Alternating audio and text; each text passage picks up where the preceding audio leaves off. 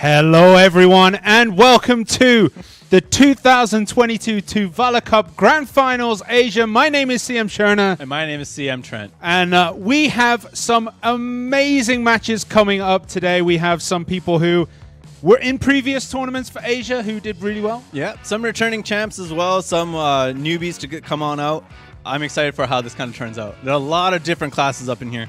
Yeah, there's quite a decent variety, which is kind of unexpected. I was expecting a lot more Draconias than there actually are. Yes, but because of the TUVALA Cup rules, the way that we set it up, there's a lot of variety in team compositions and whatnot. Draconia is a mainstay up in here, but you always have a mobile class. You have a person that's going to deal damage, and you have someone that can tank damage. Yeah. And that's going to be really fun to see. Yeah, super important for those matches. But we have so many matches to show today. Hopefully we get those up on the screen ever so soon. Soon. There we go. So we have the round of 8, and there's, round of 8A and round of 8B. We move on to the semifinals. We have the 3rd and 4th place match, and then the grand finals. However, they are a little bit different in terms of victory conditions. Yeah, so we will be having best of 5 all the way through to the semifinals. Then the 3rd, 4th place match will be a best of 7, and then the grand final will be a best of 9 between the two best season composition teams. Absolutely, and this is obviously a 3v3, and here are the rewards. So participants will be getting gold Archer coins 2. 5th to 8th place teams will get 6 of them. 4th place will get 10 of them plus 6,000 pearls. 3rd place, 2nd place, 1st place. Yeah, so 3rd place gets 10,000 pearls, 15 gold Archer coins, Blessing of Old Moon Pack, 7 days. 2nd place gets 15,000 pearls, 20 of the coins, and a 15-day Blessing of Old Moon Pack. And then 1st place, 20,000 pearls, plus 30 gold Archer coins, and Blessing of the Old Moon Pack, 15 days. How much is a gold Archer coin worth, Trent? 50 million silver. It's a good job you got that right, because when we were practicing, I got it wrong every time. Yeah, we had to be careful. Also, these rewards are given to each applicant. It is not divided in 3. Otherwise, the 2 gold Archer coins would be a little bit weird. But no, each person on that team will be getting these rewards depending on how you place. Yeah, and it's very important to get the show on the road. And here we go. We have the brackets coming up. So the first round of 8, we'll have Chamchi Bim versus Meow Meow.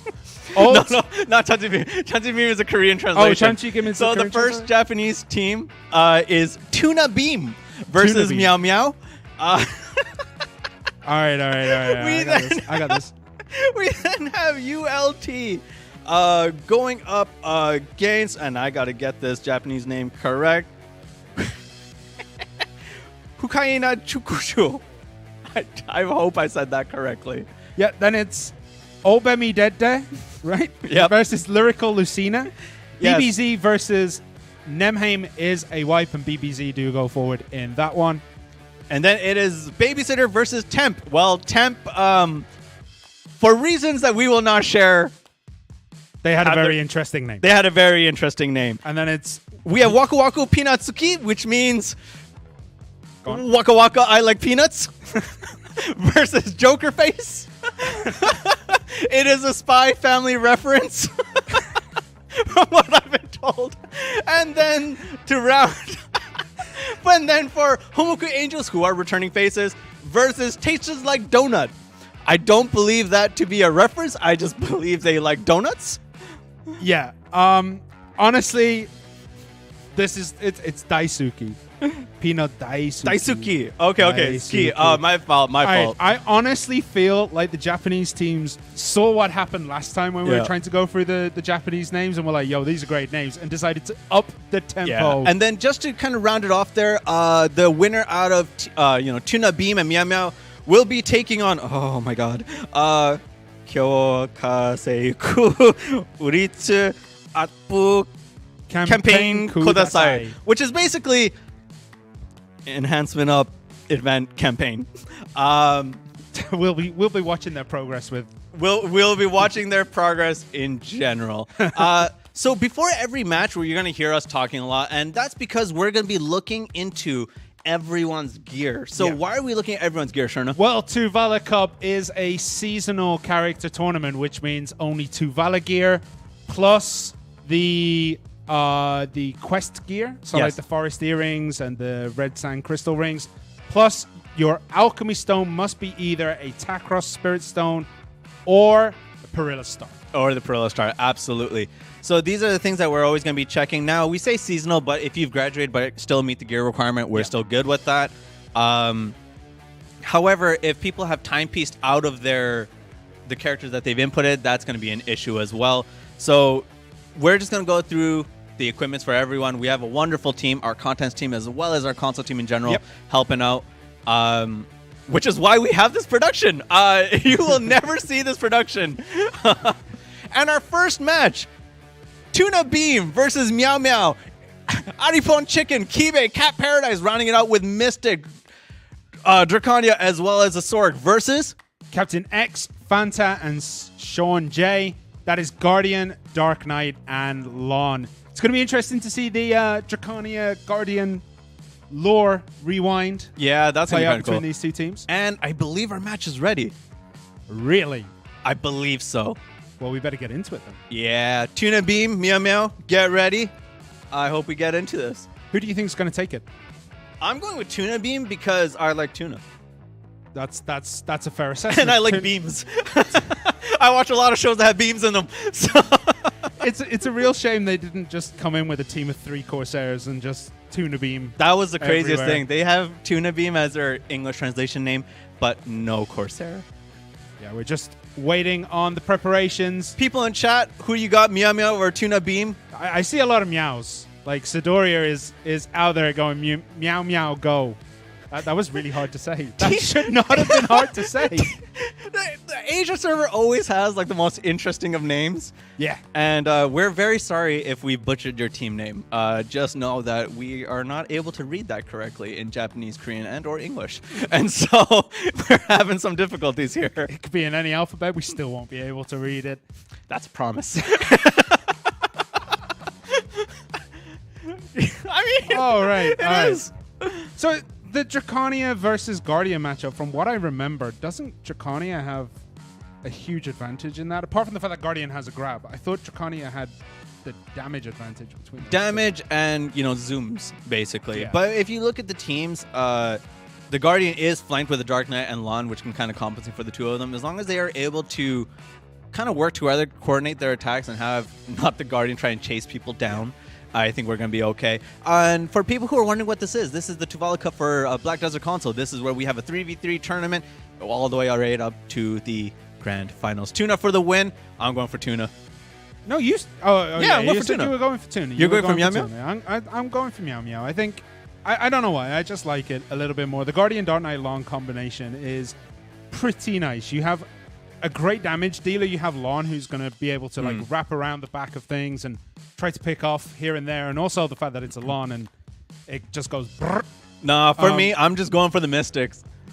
Oh yeah, right. That was your thing on how to determine who was the favorite in each matchup. Yeah. The favorite is always going to be the Mystic, and any you'll always see two different kind of Mystics whenever it comes to like not gear specific tournaments, which is super aggressive and damage dealing, but very squishy, or you're gonna soak every single damage, but try to get off as many CCs as possible. Yeah, and we're about to get into this one. We have Meow Meow versus Tuna Beam. Who is going to be able to take this? And we have a lovely shot here of the Arena of Arsha before everything goes down. What's up, Trent? Cats eat tuna. I mean, we'll see how it goes. We have a very we're strange underway. icon. There is a Guardian trying to get some damage in, and is chasing. I'm hoping the Lon is flying around trying to get the damage in.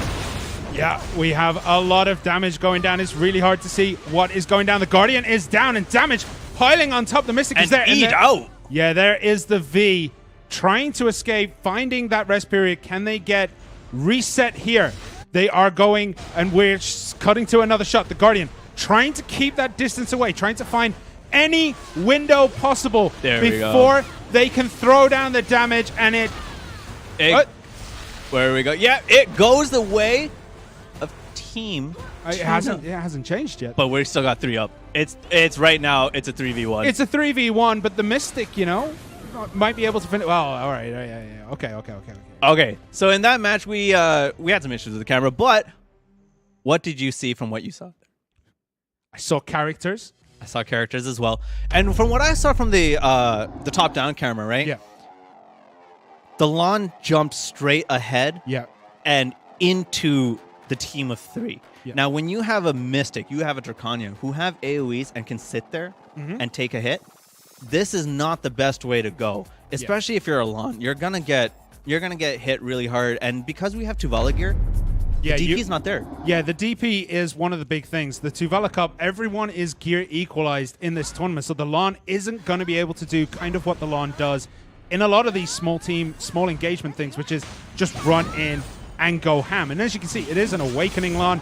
Trying to get something done here is missing a lot of these attacks. Stays back and just lets DK went down. Guardian went down. And the LAN is all alone here. Has the mobility to be running away, but right now, the Tuna Beam team does not have to do anything, but they're going to go for it. Yeah, they're going to take that nice and quick. It's almost like the LAN just let everyone else die while looking elsewhere on the map. Yeah. It was interesting because, Yeah. again, what you saw there, the team of 3 for Meow, they stuck together a bit. They stuck in there together. Yeah. But then they just got picked off. They just had, again, if you're all in there together, throw a couple of AoEs out there, you're going to knock some people down, and then try and finish it all off. Yeah. You got to be able to move around as a LAN. You got to be able to kite around. You got to be able to be mobile. Same with the sword. The only thing slower than a dead LAN Oh, sorry, the Dark Knight. is an immobile LAN. An immobile LAN. An immobile LAN is not going to be able to bring what they need to the table, but can they bring this back? They're currently 2 down. Meow with it all to play for here. They can get back into this, but they've got to play carefully here. G-Slayer went around a little bit, but then went right back into the fray. You have the Dark Knight popping off every single EOE that it has, and it's not working out. The Mystic jumps right on in, gets a Spiral Tornado in there. Yeah, and look at the follow-up damage there. The LAN is down. It's a DK and Guardian versus 3. Currently, they have not even lost a player. Have Tuna Beam.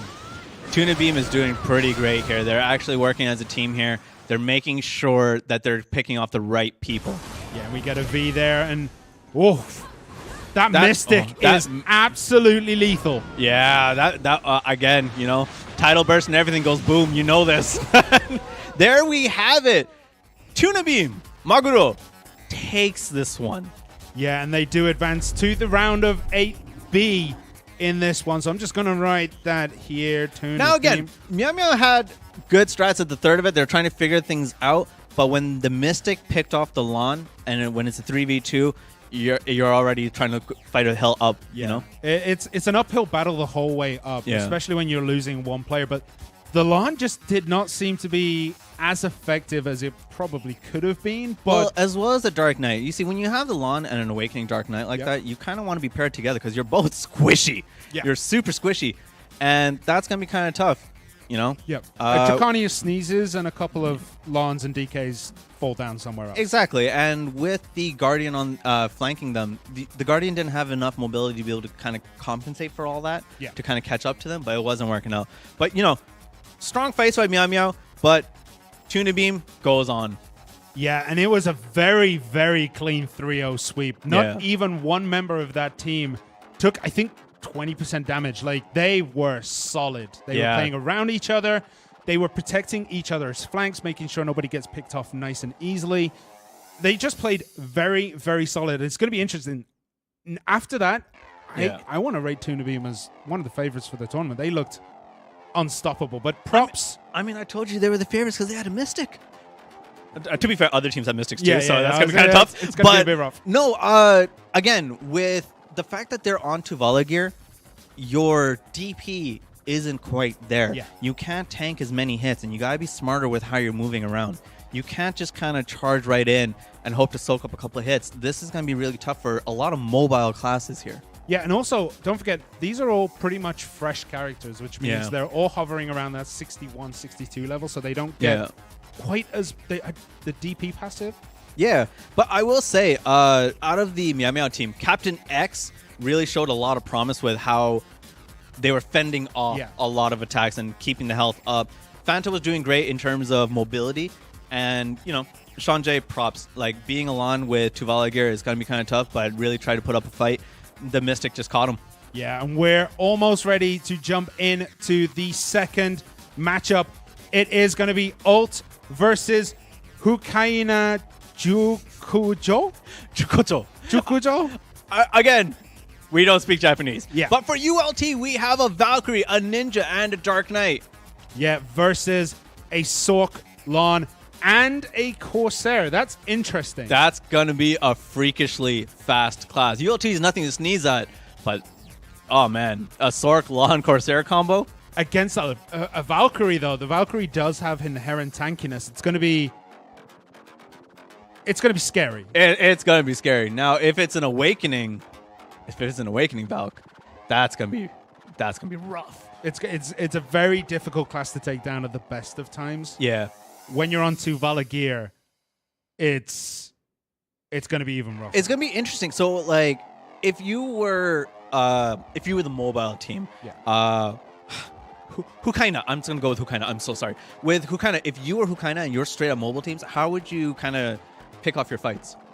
You've got to kind of, it feels really cheesy to say, but you got to divide and conquer. You got to try and find a way to get past that Valkyrie to take out the Ninja, especially because Ninja can be super lethal in the right hands, and it's worth taking that down probably first. And on console, the Ninja Curse is still quite alive. Yeah, the Ninja Curse is there. If people don't know what the Ninja Curse is, basically a ninja has never won a Black Desert tournament in years of service. Is, you know, today might be the day. I'm pulling for a Mystic, but today might be the day.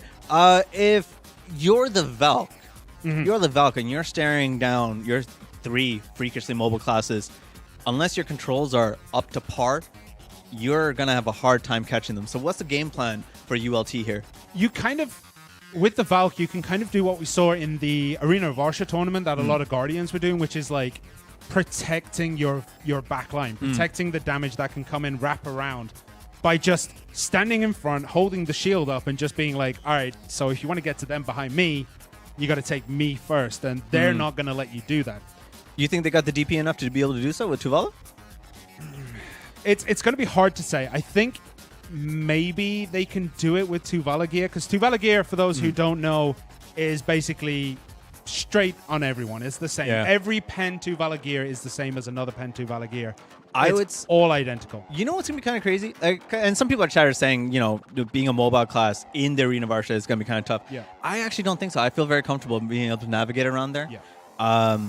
Obviously, obviously, when we talk about mobile classes, we think super long distances. Yes. But it's not just about super long distances. It's like on Arena of Arsha, short bursts are really good. If you can do a short burst like left, right, around the corners, wrap around, whatever, that's super strong. If you have distance more on that, so something like a Musa can do really well in Arena of Arsha, because it just zooms out of the way. It avoids everything, and it can do well. Zoomies, always good. Yeah, and we are ready to go. It is match number 2 in the round of 8, bracket A. It's Ult versus Hukaina. We're going to go with Hukaina. There we go. All right, so here. And our lovely Skycam video here. The CCTV. The CCTV. The eye in the sky. It's Arsha's CCTV. All we need is black and white and a little bit of distortion. We got it perfectly. But as we can see, all teams are in. Interestingly, the Sork is 62, but the other teammates are 61. But the whole of the blue team here, they are 62. So we're going to have to see if that plays into this, as we do see a lot of damage coming in. The Sork dropping down those crows. Wani of fame from the last tournaments that we had is doing pretty well here with his team. They're holding up pretty well. They've separated the fight. They've slowed things down to their pace. But what is Wani going to be able to do on this Sork? Is he going to be able to get down the Mystic? I'm hoping they do it. This is going to be kind of tough for them here. Oh my God. The lawn went down for sure. Now it's a 3v2. How are you going to be able to hang up on this? I don't know. I think it's going to be tough. They got a couple mobile classes. There seems to be a couple character changes up in here, though. Yeah, we'd have to double check that, but they are going ham at each other here. And someone just beat out here. And now they're just kind of picking off the parts here. Oh, there we go. Yeah. We had a couple of issues with the camera right over there. And that one takes it here. Yeah. How'd you feel about that one? It was an interesting match. Very back and forth between the two. But yeah, we have to wait a second. Teams are mixed up. Yeah, the teams mixed up. That's why I was confused, because that wasn't the right team. Yeah. I was like, what's the striker doing up in there? What's the striker doing up in there? All right. Technical difficulties, ladies and gentlemen. If you're new to the streams, if you're new to the console streams, when me and Sherna take over a stream, we give you the issues. We brought you sound problems. We brought you video issues. Now we bring you team issues. So we're just going to get that sorted out. We'll get. I'm very sorry about that. But people in chat, again, like I said, if you got a mobile team, how are you going to be able to handle all this? For me specifically, I like fast-paced teams, very fast-paced teams. Yeah. But if I were to go up against a Valk, I'm a Mystic, so I think I can hold my own. Yeah, I mean, Mystics. How dare you? How dare you speak trash? All right. Oh, I think we're resetting this one. Yeah, I think we're waiting on a reset. Yeah, all okay, right, we're having all some right. issues there. Okay. We'll find out what's happening and let you know. We're having a little bit of technical difficulty at this time. Yeah, a few issues here and there, but we're okay. So it'll be fine. But anyways, for me, I like I said, I'm always going to pull for the Mystics. People in chat, who are you guys pulling for in this tournament? If you're TUVALA, what class are you going with? I mean, I only know one class. Which is? Zerk. How dare you? It's the only class I know. And I believe those scores should be resetting. I don't know.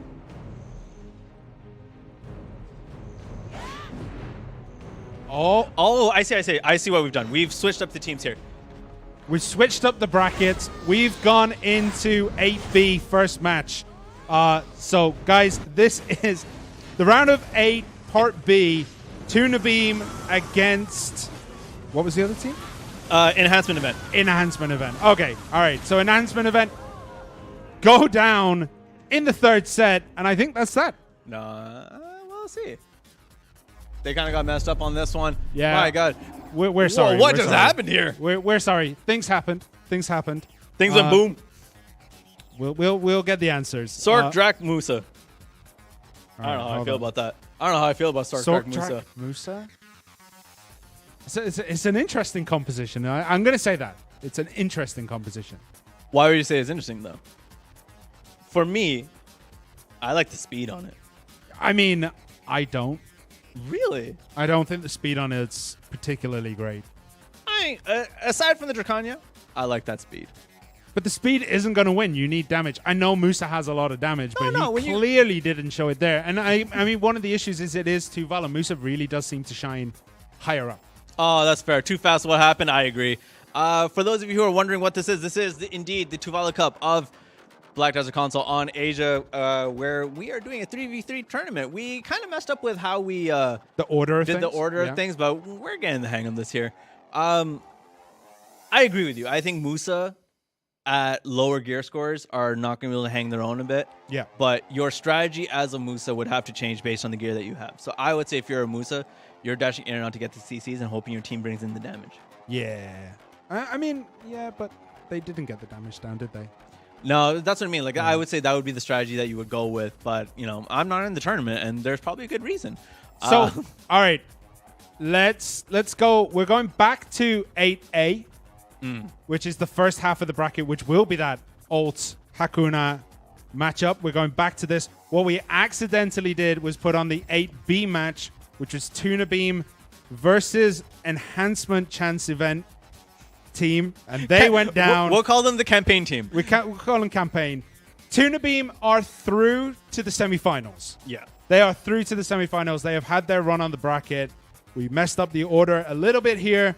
So Tuna Beam are in the semifinals, and we're going back to the rest of the round of 8, part A. Yeah, we're sorry for that confusion. In our heads, it made sense. Like, I saw like, you called it as soon as you started. It's like, oh, there seems to be class changes here. Yeah. And, well. Okay, right. If a ninja plays it well, you think they can mess up the entire enemy composition. I agree, but with like I said, with the gear being normalized in this way, you're squishier even more than normal. Yeah. Do you know what I mean? Like, so it really does depend on your crystal compositions. Because what we saw in not the prelims, in the round of 16s for NA. Yeah. People who ran like RBF crystals and adamantite crystals, they were pretty rock solid, but based on their class. Yeah, like the crystal setup is the one part of this where you have a lot of flexibility. There's a lot of things you can do. You could run Hooms. If you're weird, you can run Macalods, I suppose. Yeah. You can run the RBF crystals. You can run quite a lot of different crystal buildup, but the gear is normalized. Yeah. Besides the crystals, the gear is normalized. Everyone is in TUVALA gear, which is the seasonal gear that you get for playing Black Desert console seasons. You enhance that up, you get to pen, and then eventually, when you graduate, you can turn that into real gear. If you're new, like if you're watching and you haven't played before, you can change it into real boss gear that you can then go and enhance further. Yeah, seasons is a good way to kind of catch up on all that. A lot of teams are at pen, obviously. Yep. There are also some people who didn't go pen, and they got to TET and entered the tournament in NA and made it to the round of 8. Ooh. Yeah. Yeah. That means you got thumbs, though. Yeah. That was like a crazy skilled team. I'm actually very excited, which we will be streaming. Not us. Yep. Which will be streamed. On this channel. Can't remember the date. Because it won't be us. It will be... Saturday. We're in Korea, so it'll be our Saturday. Is it our Saturday or our Sunday? Our Monday. Monday. Our Sunday and Monday. That's what it is. Yeah. High evasion will... I don't think high evasion won't be a problem. I think evasion can be a problem. You say that because you play evasion. Yeah, pretty much. I would say evasion could be a problem, but in other circumstances. Because remember, everyone's 2v, right? So the crystals alone won't do enough, I believe. Right? I believe that. So it's going to be very interesting to kind of see. If you're running a evasion build, pretty interesting. Props. But, DR probably would be better. But we're ready to jump into tonight's match number 3. Should have been match number 2. It is going to be Ult versus Campaign. Hukaina. It is Hukaina. I made a mistake. ULT versus Hukaina. Let's do this. Just can't get the staff these days.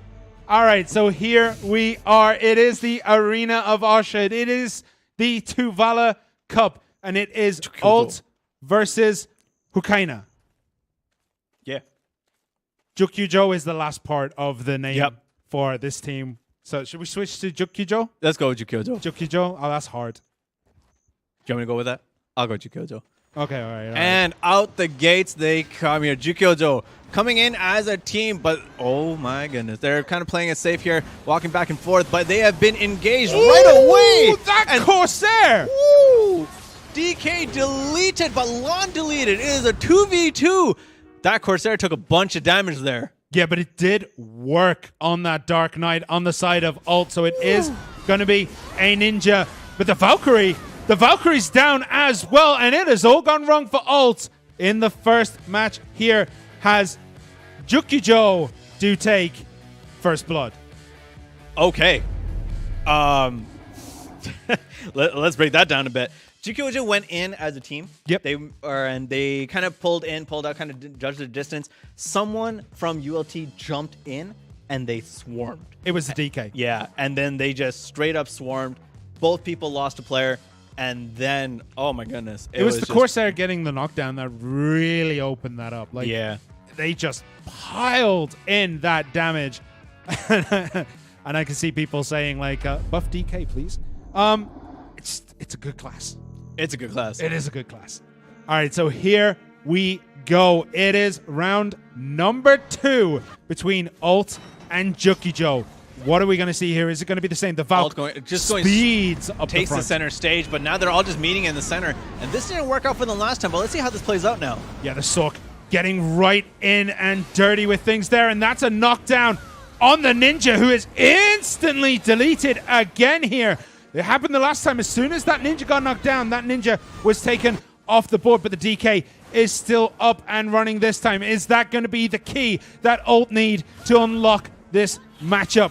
Jukio Joe is staying in together there. You see people providing cover fire, especially the Sork just kind of raining down some hits over there. Ooh, and the DK again off the board with that Sork, I think, taking the last hit, and we see the Corsair. They swarm in there. Yeah, the Corsair raining down dream whales from the sky to take round number 2 for Jukio Joe.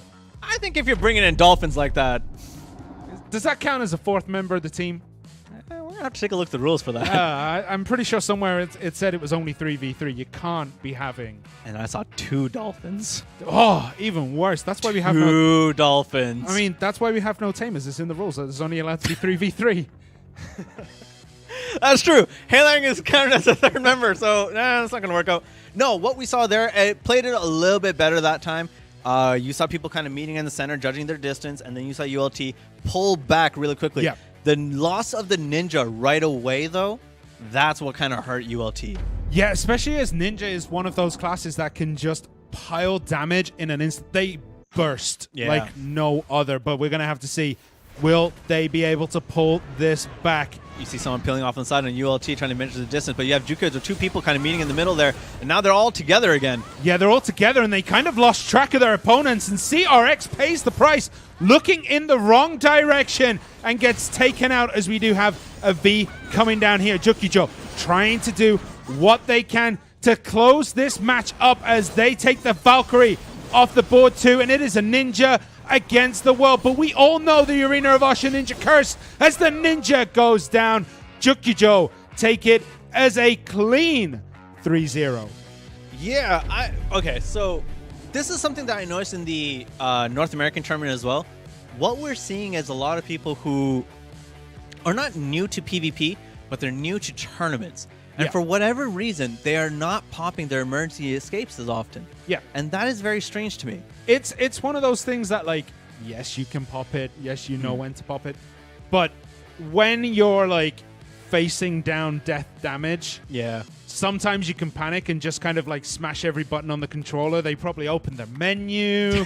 They open the chat window. Like, I've been there. I've been there in We've PvP. All been there. Yeah, PvP. We've all been there. You just smack everything because you're panicking. And you then accidentally summon the Black Spirit. It's like, dude, I want to get away. We don't need to see you here, man. Like, we don't even want you. But as we can confirm, Jukio Joe did get the 3-0 sweep here against Ult, but Ult looked good.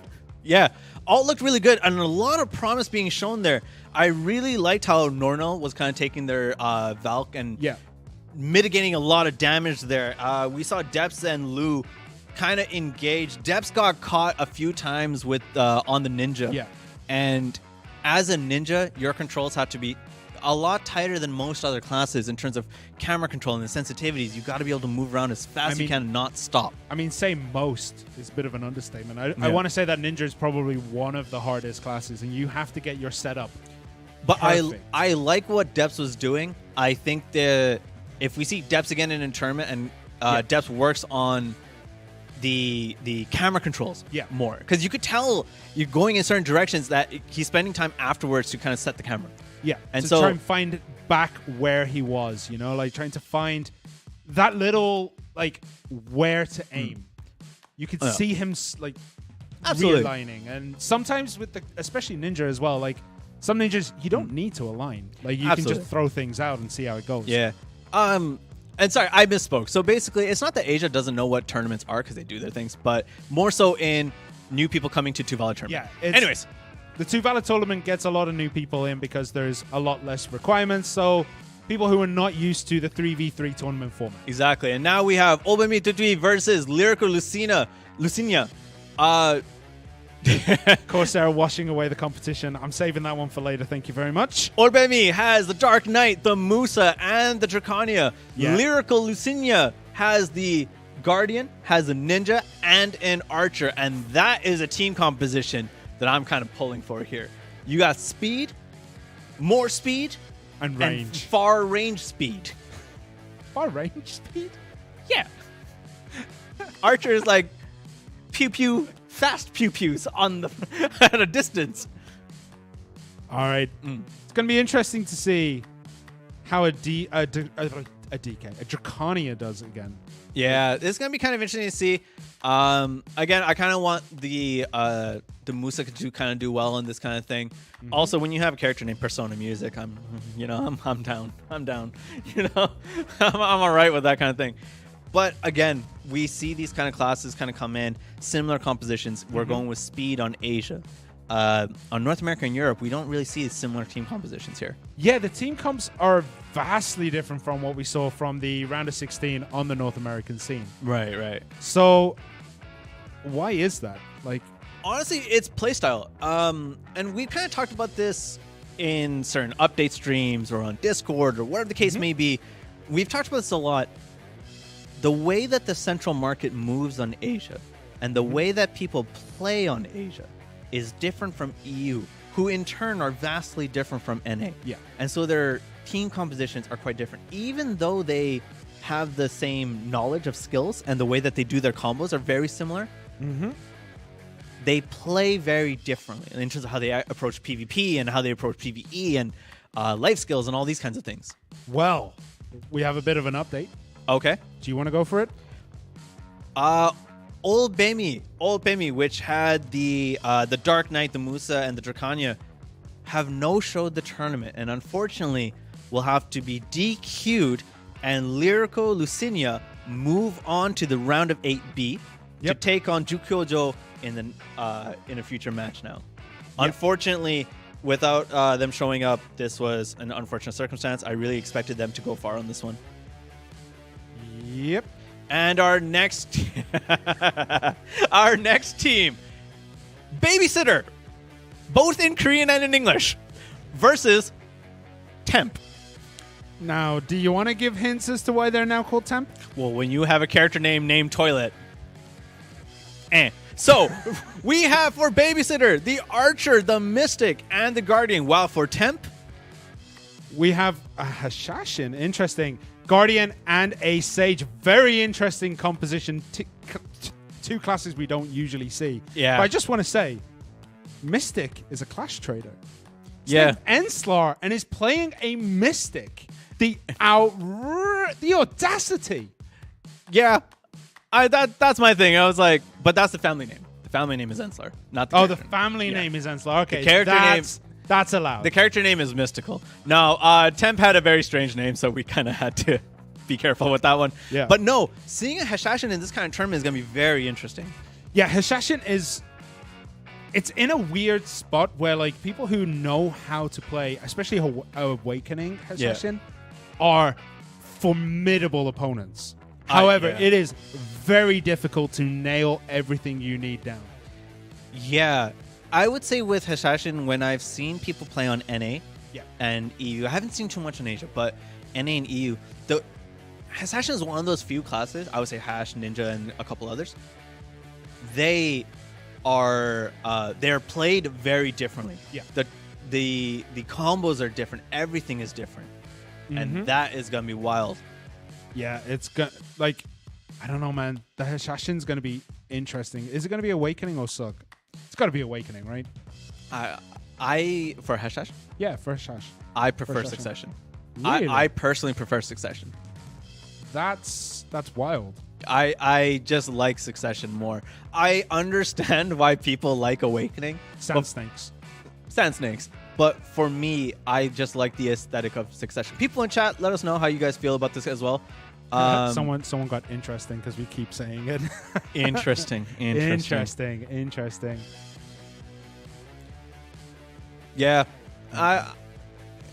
Hash has some resets if he gets the CC up. Yeah, absolutely. And I think Hash is just, again, completely played differently per region because the way that Hash was released on console, everyone kind of had to go at them and they made their own combos and their own setups and the way that they engage and all this kind of stuff. So, and the animation cancels, the ones that they decide to use and the ones they don't decide to use are quite different across regions. Yeah. And so hopefully during the TUVALA Cup, you're able to see these kinds of things. Yeah, and a Sage as well. We've got to talk about Sage as well because we literally only have one Sage. How do you feel about Sage? I mean, I don't know how I feel about Sage. Like, it's one of those classes that obviously when it came out, it made a very big splash. Yeah. And then kind of disappeared.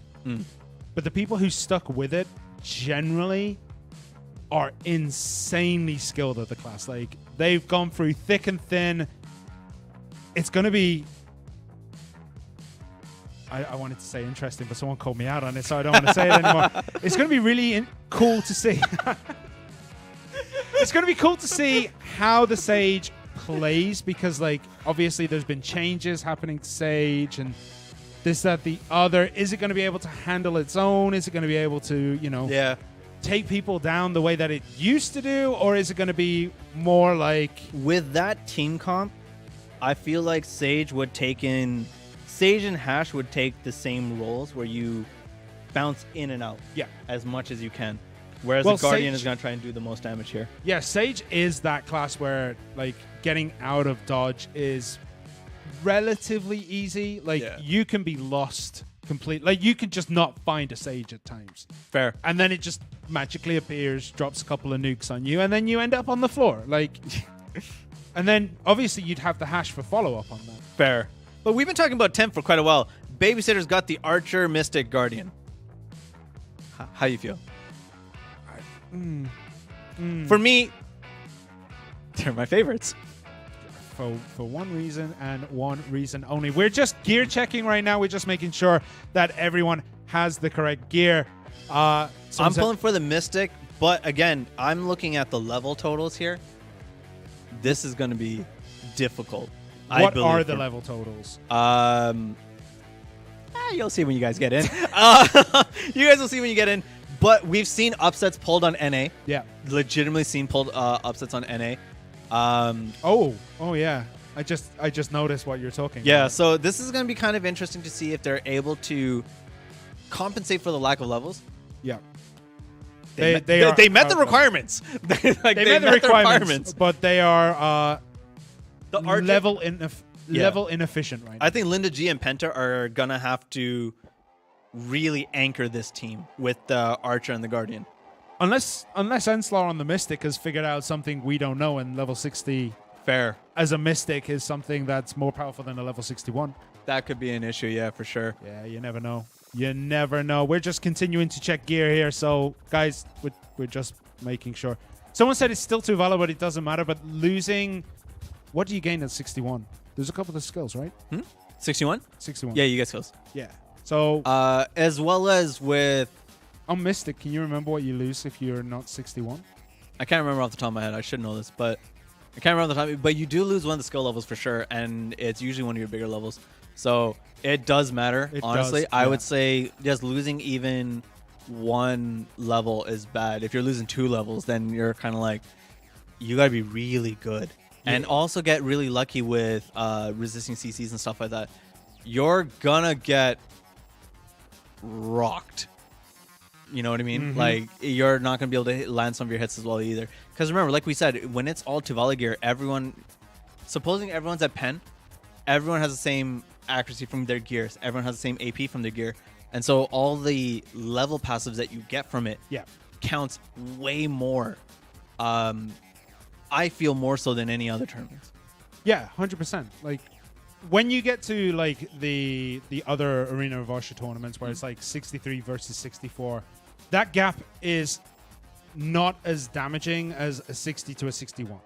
Yeah. Or 60 to a 62. Like, that gap there is quite big because you haven't really unlocked everything. Right. Yeah, it's going to be kind of cool, but like when RBF is full of them.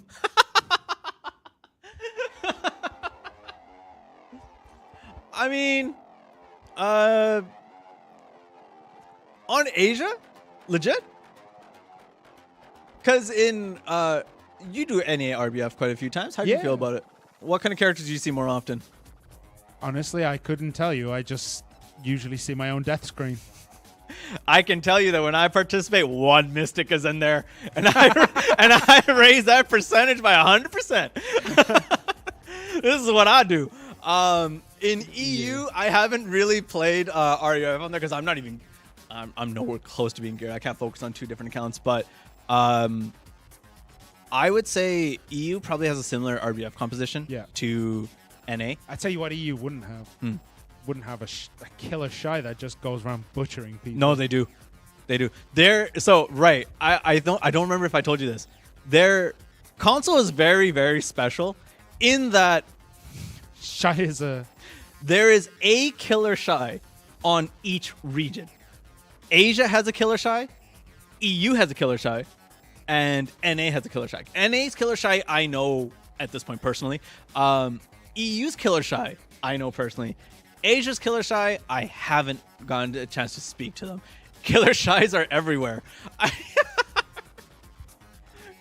So it's really weird. Like, review. Yeah, there it is. Right. So I didn't get a chance to like have a sit down and talk, but there is always an evil shy that kind of rocks up.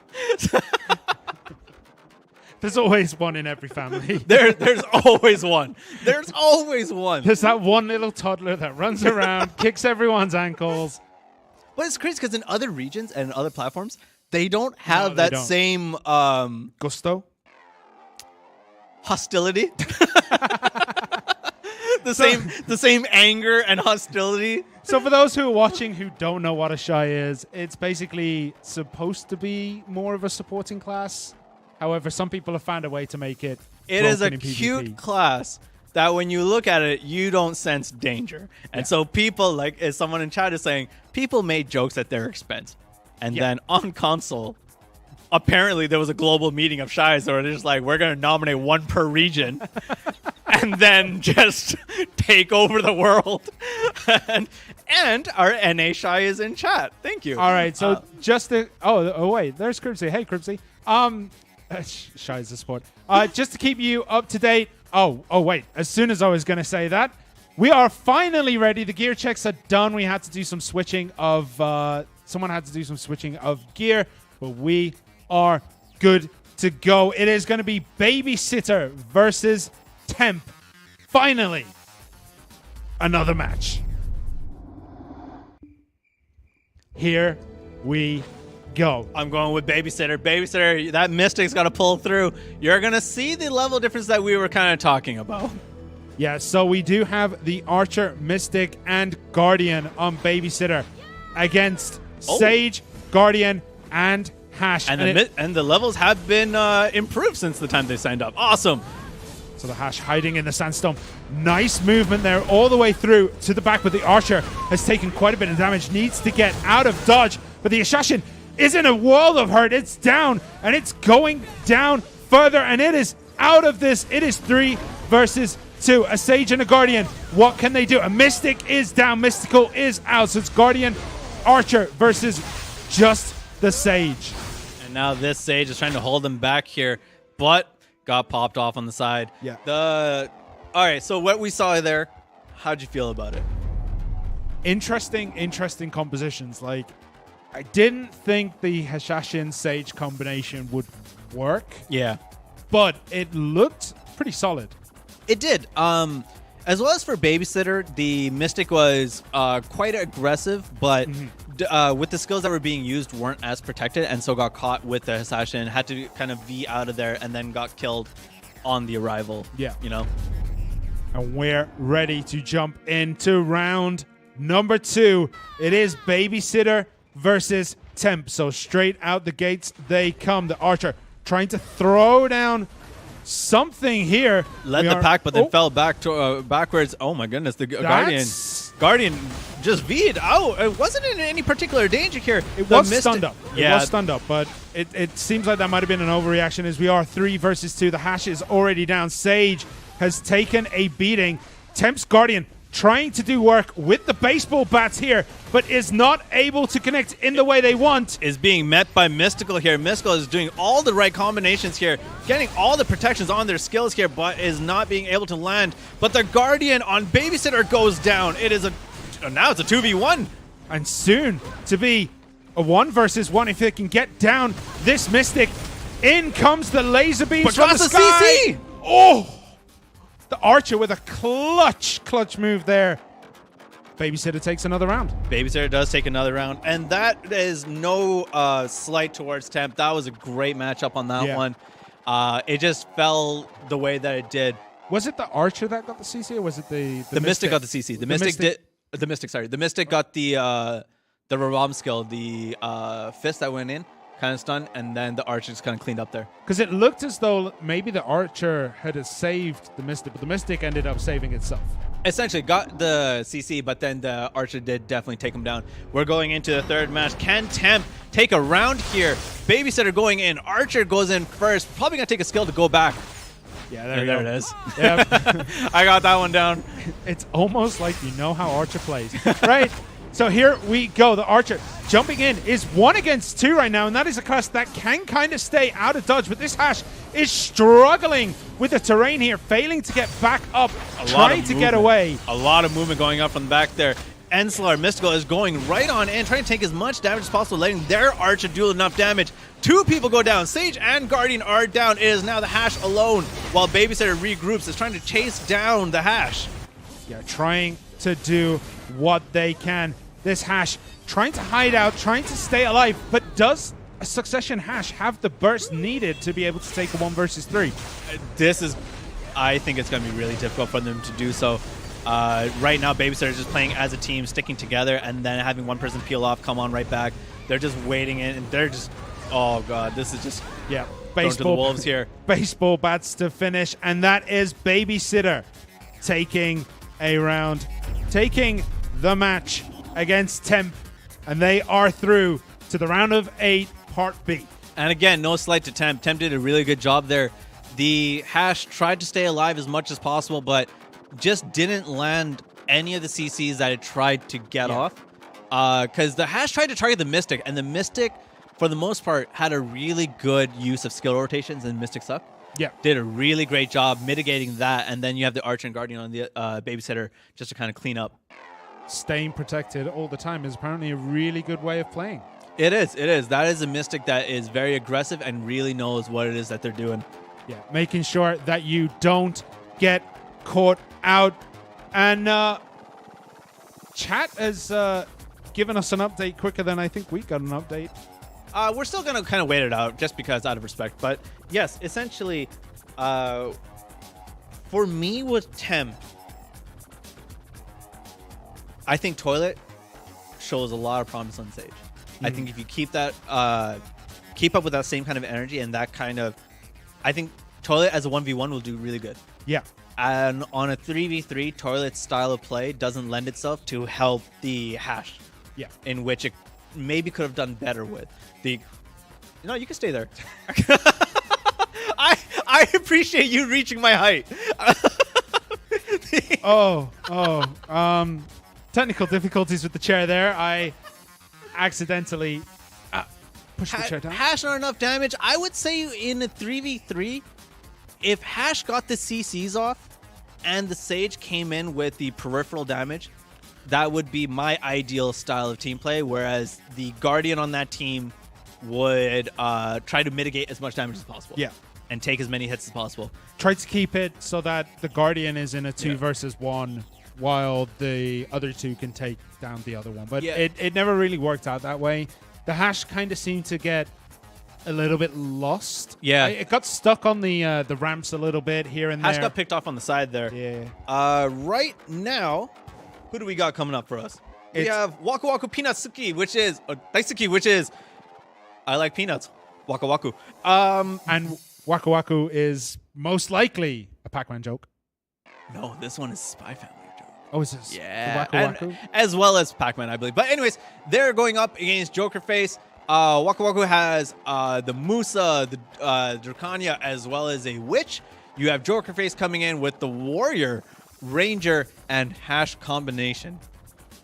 Interesting that this is the first Warrior we've seen. Warrior is pretty good in Arena of Archer. It is, and I would say Warrior on Asia, I wouldn't see as many Warriors as much as I would see a lot more mobile classes. Legitimately. Yeah. I would see that a lot more. I'm excited to see what the Ranger does. I can already kind of see Jokerface's team strategy involved in this. Waku Waku's is a little bit more concerning. I'm not entirely sure what roles they're going to go or if they're just solo members kind of going for it. I'll tell you what it would be. Yeah. Dracania going up, Yeah. smacking things, Okay. Witch using res, Okay. and Musa gathering plants on the sides. How dare you? How dare you? No, GM I Costa's think- going to hurt us. I know Costa is gonna not be happy with that, but I think the idea would be the Dracania would be like the front stay, which is interesting because it's a very squishy class at times, but it has so much burst potential. With the PA from Witch though, that gets mitigated. So the Yeah. idea was probably let's throw up a PA, get the Dracania and the Musa like tanky, go out and take out the other team before PA runs out. Yeah, this is going to be kind of interesting. I said interesting again. Because with the Witch, on both teams, you have one person who's going to do a lot of range damage. You have the Ranger and you have the Witch. And with the Witch, it's going to be kind of tough because the Witch has a lot more knockdowns. Yeah. And a lot more burst damage. I shouldn't say a lot more burst damage, but has a lot more area effect skills here. Okay, let's just... Oh, we're having a bit of a technical difficulty. We're going to take a look into this in just a moment. Yep. If anything, I think we just kind of... Well, they've got a countdown. There's a countdown. We do have a countdown. And I will say, for people in chat, thank you guys for staying with us. Sticking with us And is hearing us difficult. listen, Yeah. or listening to us the whole time, as well as our content team, as well as our console team who are working feverishly behind the scenes to make this thing possible. Yeah, we get the easy job. We really do. Is it easy? If we think it's easy, maybe we're not doing a good job. I mean, we know that for certain anyway. So I mean, that's fair. It's fair. So, no, a lot of our teams are working behind the scenes are doing really great here. And I always want to give them a shout out as well as people in chat who are always watching us and listening. Yeah, it's hard watching us, to be honest. Yeah, I can't watch myself. No, I've tried to watch old streams because like Oh, really? someone's like, oh, you said this here, and I'm like, let's go have a look. And then I start it up and I hear myself go, hello, ladies and gentlemen, welcome to another Black Desert stream. And I'm like, I'm out of here. I'll just get the spark notes from YouTube comments. You know what's a fun game? Watch the streams on YouTube, like rewatch it back, but turn on the auto closed captioned. Oh, really? Yeah, it gets wrong. It's just wrong. Why have I never heard of this game before? Why have you never told me to do this? I do it when I have to go back and like collect a lot of the The comments. no, what's the word? It starts with a T. I know it in Korean. Trends. It's the trends. It's trends. So The worst part was I was looking for the word and I was thinking it begins with a D. It's right? Dongyang. It's Dongyang. But no, whenever I go back and look at their trends, I just like I accidentally have the closed captioned up because I watch a lot of like Korean, Japanese channels that have a lot of animals. Like there's one Japanese channel that has like otters. I know that one. It's so therapeutic. It's adorable. Oh, okay. We will have to bring you an update, and some people in chat already kind of knew this, but unfortunately, we tried waiting this as much as we could, but we have to move on with this. Waku Waku has been disqualified for not being able to show up with their full team. Jokerface is online and in, and therefore, because they made it to the match, we'll move on to the next. All right, so somebody's asking what is TUVALA. We'll get to that shortly. But we're in the last match of the round of 8, part A. It is going to be Homoko Angels versus Tasted Like Donut. And it is a Valkyrie Striker Kuno versus Valkyrie, the greatest class of all time, Berserker, and a Corsair. Yeah, I'm confused. About the Zerk. No, I'm confused. Tasted like donut. Does that mean you had a donut and it tasted like a donut, or did you have something else and you're like, why does this taste like a donut? I don't think I want to know. And that seems like a really weird... It's a team name. They all agreed to it. You know what I mean? Sometimes one person will put it in and then everyone else is just like, yeah, that looks all right. Did you ever have that happen to you? Yeah, quite a few times. So Group projects were not good group projects when I got the naming rights. So whenever I got to do intramural sports in university, our guys were just like, all right, Trent, go and register the team name. And I was like, you don't want to give me this responsibility. And like, it didn't turn out well. We had a lot of times where we called Temp. There's a one thing that we want to get into. So TUVALA. TUVALA is basically the seasonal gear that you get in Black Desert. We're on console here, so we get the TUVALA gear for console, which is exactly the same as TUVALA gear elsewhere. I don't know why I separated it like that. But basically, during season, you get a set of gear, you level it up. It's all gear equalized, depending on if you get to the same levels as everyone else. It's easy to enhance. You can change it over. I say easy to enhance. Depends if you know what you're doing. But basically, it's normalized gear between everyone, so everyone will have the same base stats, and then from there, you can put in crystals here and there. Also, TUVALA is the name of Patrigio, the Night Vendor's pet panther. Yeah, someone in chat also pointed that out Yeah. for us. That was very helpful. Thank you, guys. I knew that anyway. I was going to get to that, but someone beat me to the lore dump. It's fine, guys. It's fine. Also, in our chat, we do have a member of someone who was part of a team that has been DQ'd for our no-show. I get it. I'm really sorry. I really did want to see you guys kind of participate in this as well, but we tried to wait as much as we could. Yeah. But yeah, TUVALA is a panther. Yeah. Yeah, it is a panther. It's the pet panther we get from the physical edition. Was it the physical edition that we gave the Jungle Panther? Looks like that. Prestige edition, yeah. Prestige edition. Yeah, it's that pet. It's that pet. All right. So, what were the classes again for Homoko Angels and Tasted Like Donut? We got a bit lost. Valkyrie, Berserker, Draconia, and Tasted Like Donut. And Homoko Angels has Valkyrie, Striker, Kuno. I am going to go for Tasted Like Donut because a Striker is just a wrong mystic. So I'm going with Tasted Like Donut. Oh dear. I You was not had a prepared for chance to today. make the right choice and you didn't. And so no. No, the right choice is going for the team with the Berserker in it. This is the only chance I get to do this because there are so few Berserkers in the Asia tournament. Like, this is the one time I get to, That geek is out true. for my homeboys. That is true. Why do you think there's not as many? Because in any I can tournaments tell that we've you done, exactly why there are less Zerks on the Asia region. okay. They're ugly. I mean, I don't agree with this opinion of the greatest class of all time, but generally, they're ugly, and that's actually true. I mean, it is, but up on our Twitch, give Striker the Puff Mini and we'll bring it like Mystic. But Zerk with the Puff Mini would be even better. We've all seen the Photoshops. Zerk, if you don't know what the Puff Mini is, basically it's a 2-2.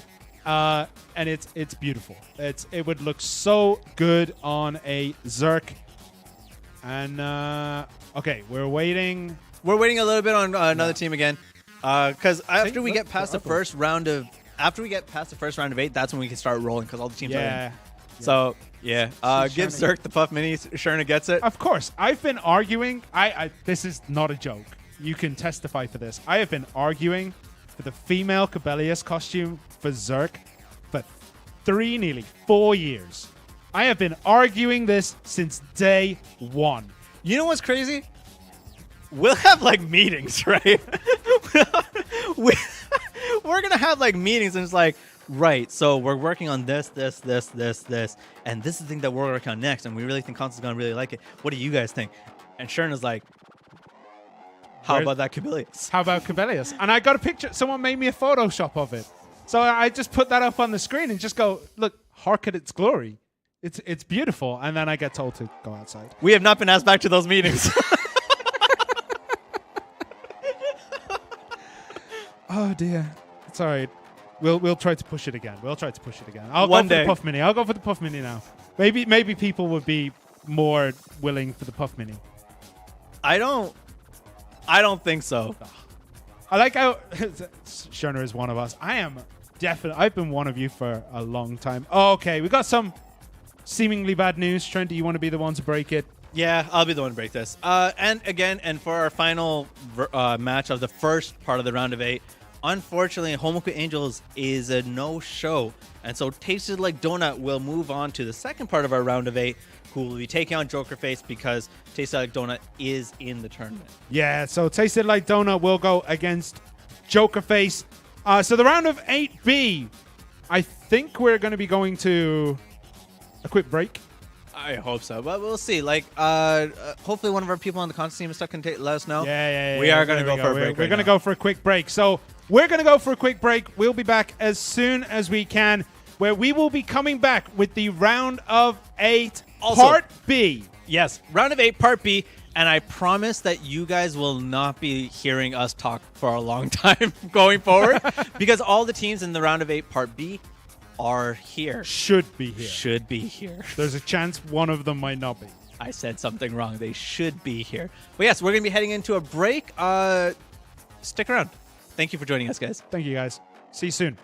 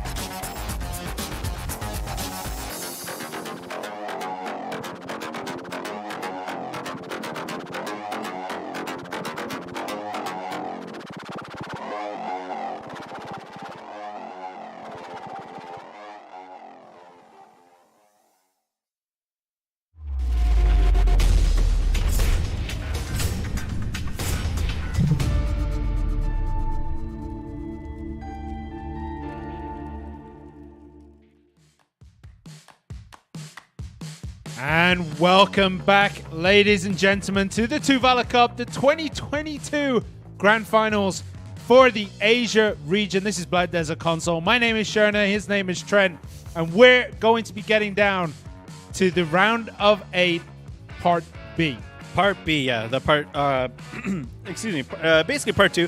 So what we saw, we had a little bit of mix-up in the beginning, and we're going to see the bracket in just a moment, but basically, Tuna Beam had already faced off against Team Campaign, and they made it onto the semifinals, as we mentioned when we had a little mix-up. Next up is going to be Jukio Joe versus Lucina. Lyrical Lucina. Lyrical Lucina. Then we're going to have BBZ versus Babysitter. After that, we're going to have Jokerface versus Tasted Like Donut. As far as I know, all these teams are here. Yep, they should all be here, all too valid up. What after the first round, on the matches you've seen, who would you say is your favorite? The teams that showed up. they have a good chance of winning. But right now, we have Jukio Joe versus Lyrical Lucina. Out of these team comps, which Jukio Joe has the Sork, the Lawn, the Corsair, Lyrical having the DK, the Ninja, and the Archer. Who you got? Who I got? Yeah. I'll be nice. I'll go first. I'm going with Jukio Joe. Ooh. I'm going straight up team mobility. That is a fast team. You know what the worst thing was? I was actually looking at it and going Jukio Joe. Oh, really? I actually think Jukio Joe might have a... I think if Ukyo, the ninja on Lyrical, has the camera controls down, that's going to be a dangerous matchup. Yeah. The Archer coupled with the ninja, and if you have the DK providing peripheral damage, as long as it's the Awakening, I think that's going to be a really tough team to beat. I mean, also Jukio Joe have the advantage of having their first match. They did win 3-0 against Alt, whereas Lyrical Lucina got through because of a no-show. Because of a no-show. So yeah, there is a bit of a warm-up to this.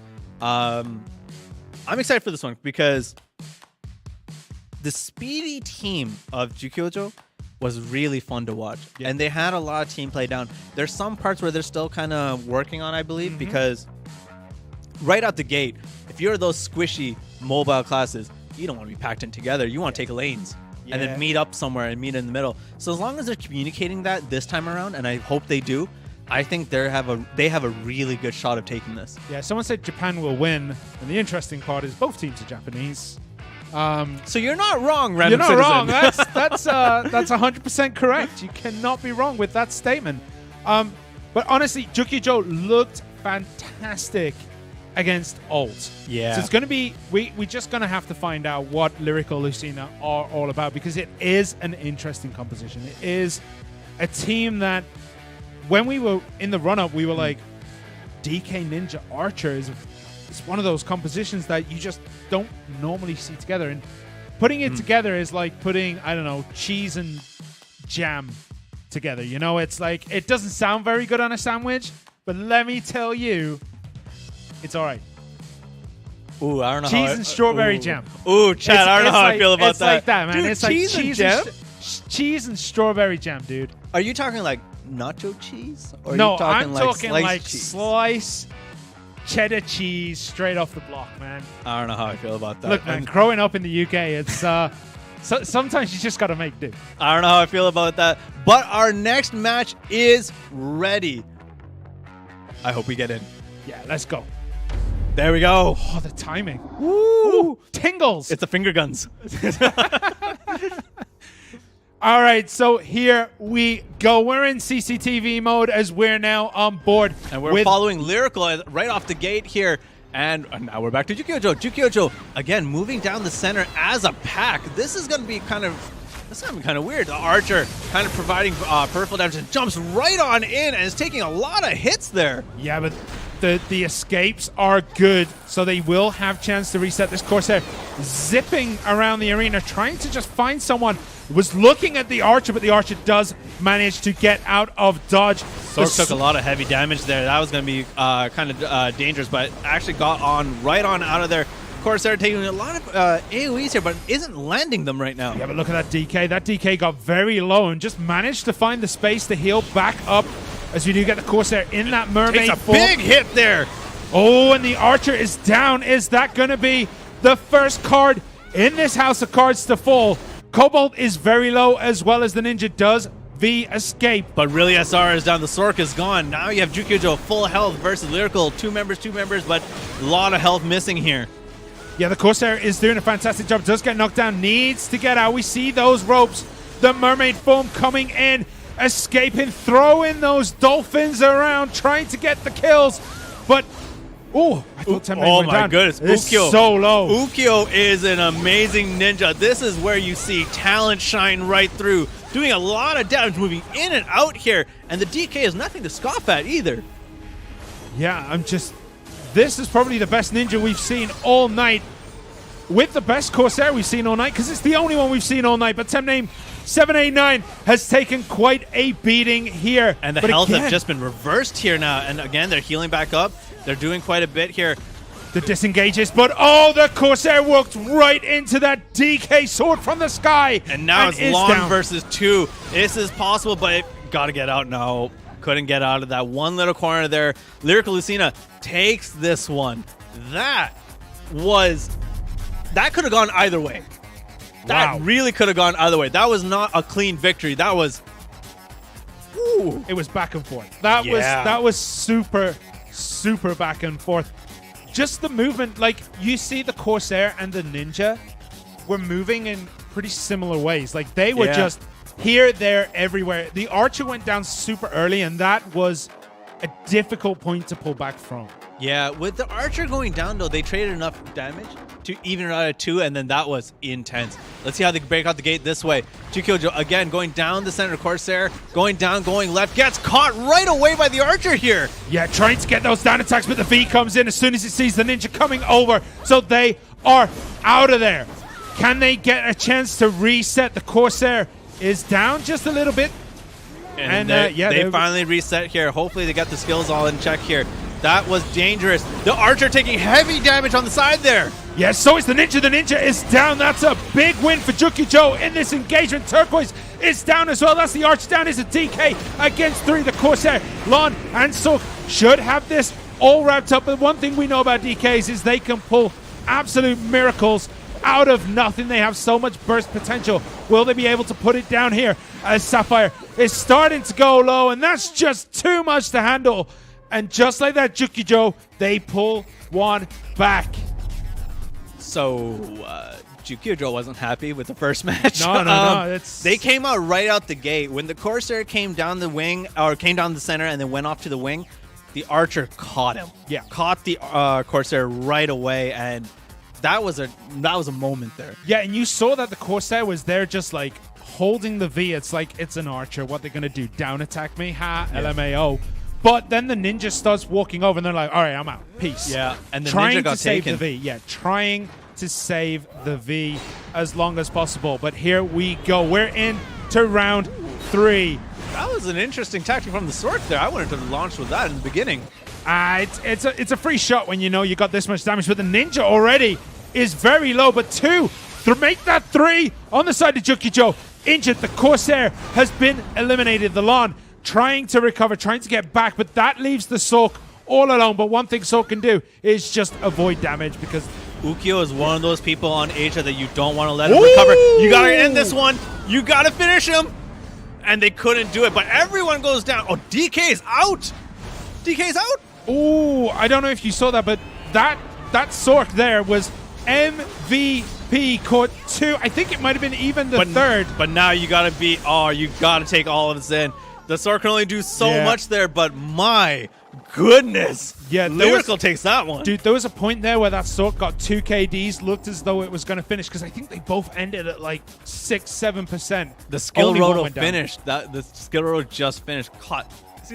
Caught everyone, couldn't finish it, and they paid the price for it. Yeah, definitely did, and that's 2-1 to Lyrical Lucina. Will they be able to finish this one out? Jukio Joe, definitely no pushover here. They are an excellent team. They've already showed what they can do once. Can they do it again? They gotta make sure that the Ninja or the Archer is taken out and completely out at this point. Ninja goes straight on in, moving around, dancing around.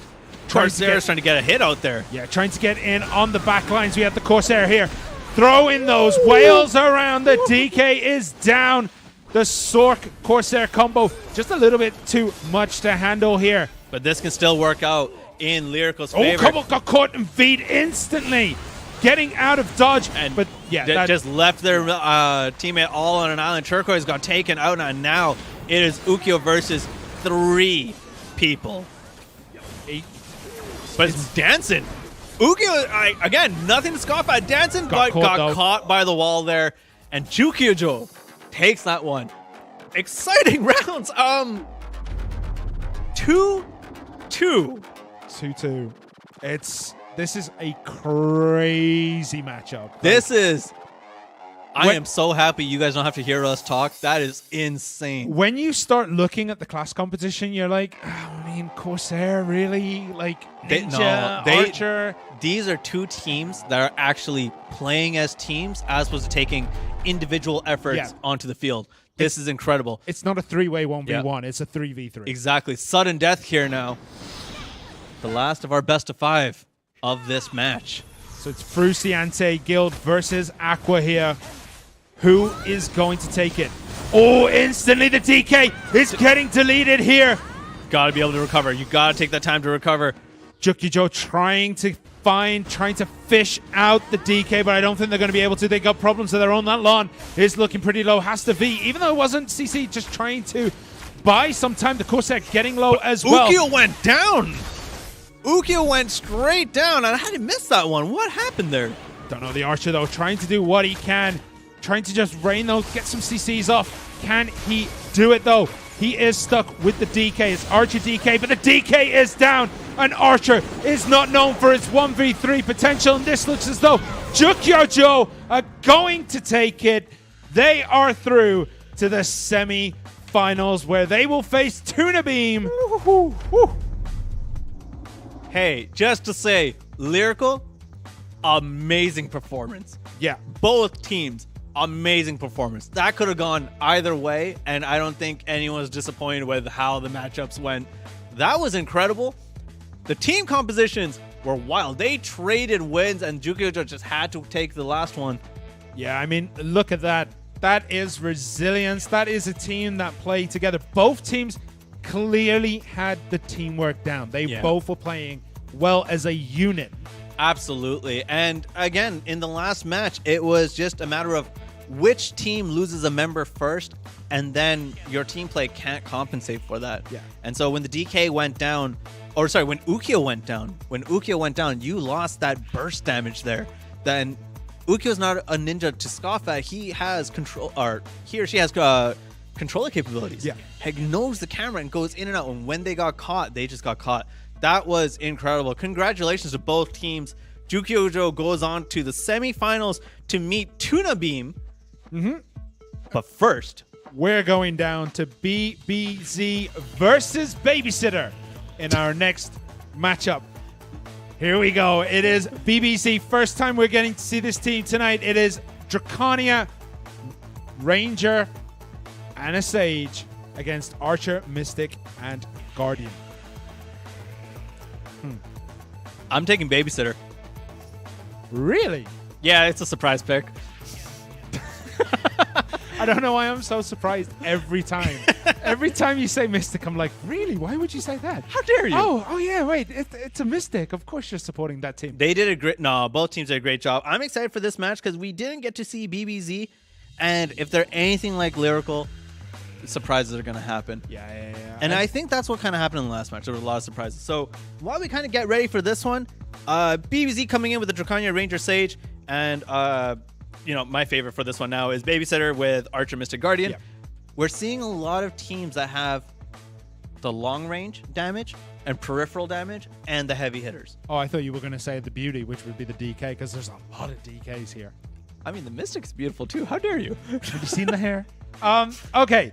Right. So you're on Babysitter side. I think BBZ coming in with, they haven't played tonight. They got to walk. And I know Papa Wally. I know the Draconia player. Mm-hmm. So I expect a lot of good things. I don't know about their team composition, not in terms of the classes, but in terms of the players, because I don't know the other players. I don't know if they have the same teamwork that we can see. But for Babysitter, Mystic. So you're gonna say that. So Mystic. No, I think with Babysitter they have a lot of good teamwork. So I'm kind of.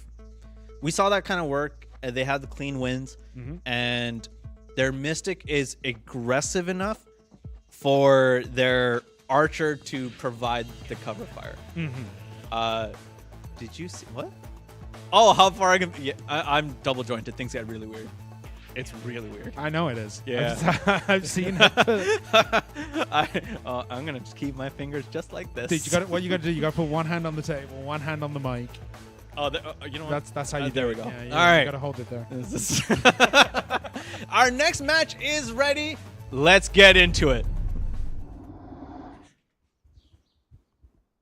The Archer CCTV cam, and we're gonna start with BBZ. They are. Looks like they're just buying a couple of potions right there, and there we have Babysitters, who are shortened down to Baby. Yeah, pretty much. I'm excited for this one. Yeah, Pandora are a pretty well-known guild. Yeah, absolutely. And now they're BBZ sticking together on the side here. One member of the BBZ going to the left. They have been engaged really quickly. The Mystic instantly deleted the Dracania. The Archer is down, and the Sage is down too. And Babysitter take a rapid first round. Okay. So I can explain that one. So can you? All right. I will explain this. I'll explain it in another way. There was no gear check there. How dare you? There was no. They're not over geared.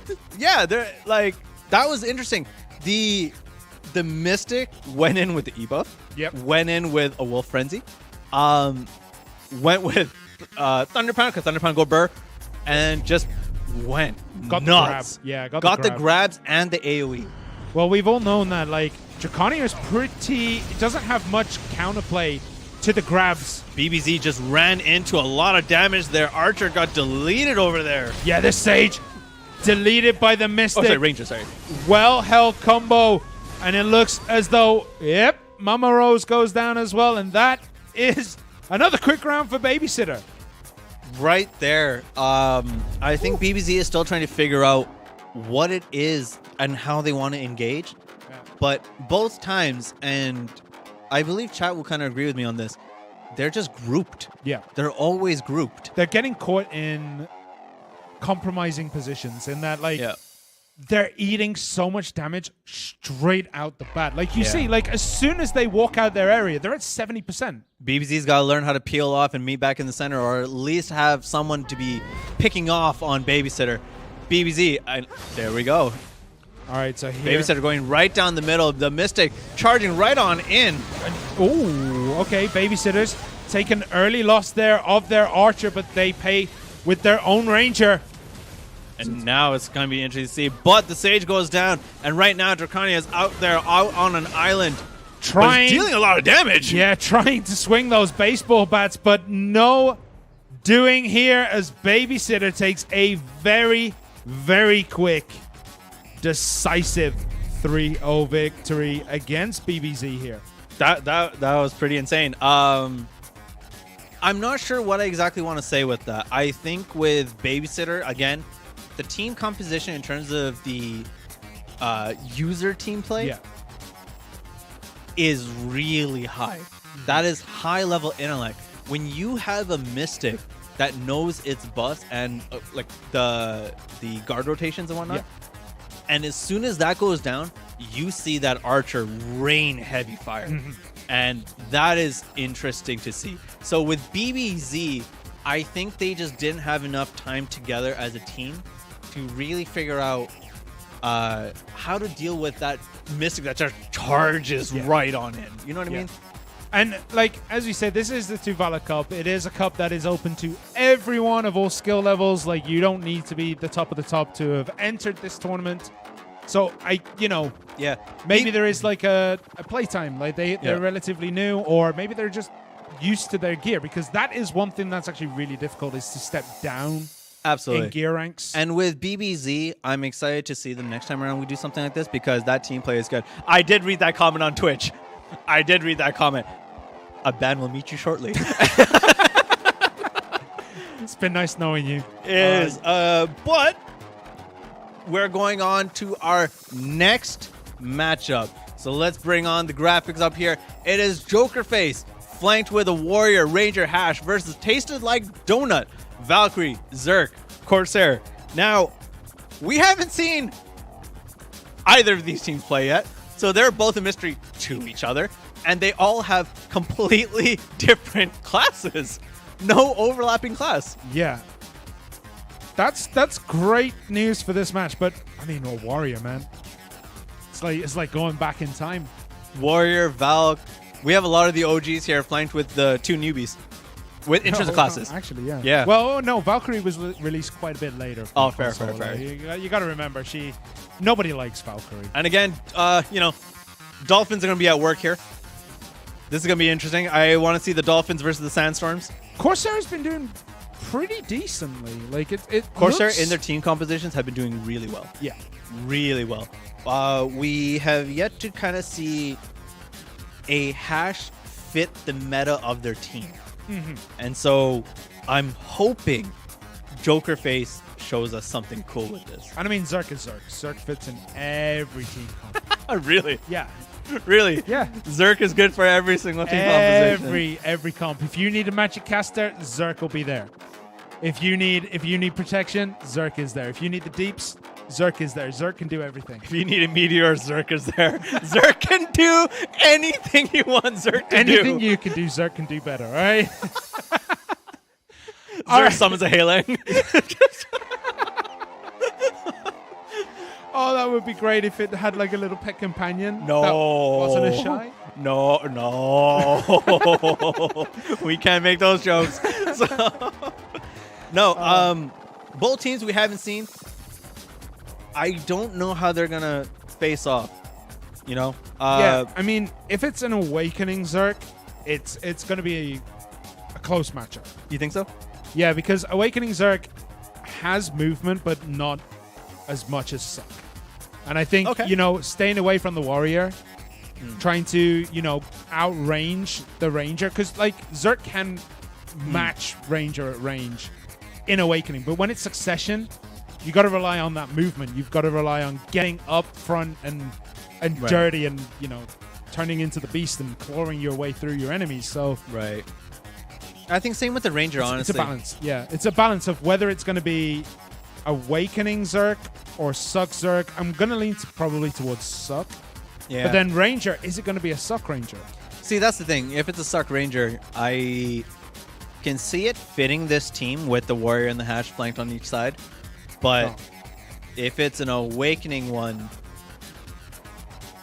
I'd say it's going to be a lot more difficult. Because here's the thing, and this is kind of what I've wanted to see this entire tournament, is how different classes are played on Asia, on the Asia region. So I kind of want to see how that kind of goes. Yeah. You know what I mean? Yeah. And this will be kind of fun to see because so far we've seen the Corsair play differently from other regions. We've seen Sork is pretty unanimous at this point. Asia Mystic is way more aggressive. Mm-hmm. Way more. And funnily enough, we just haven't seen a striker. We almost did. But unfortunately, he ooked. He ooked. Super ooked. He super ooked. Zerk is carried. Zerk carried, Zerk OP, buff Zerk and Corsair. I mean, I'm down for anything that doesn't say... No. They're misspelling Mystic. Just multiple times. They're not hitting the M. It's not happening. I don't know. I recently with some of the... How do I say... I think recently with how we've seen team compositions go in tournaments across regions, I like seeing the amount of Rangers for one, Hash for another, and Corsairs. Yeah. to see those three have their shine in this region and doing really well. No, not in this region, sorry. Across team compositions across. This is kind of fun for me. Yeah, so just giving you a quick update. Someone needed to use the little boys' room or the little girls' room, whatever you're going to do. So we're just waiting for that.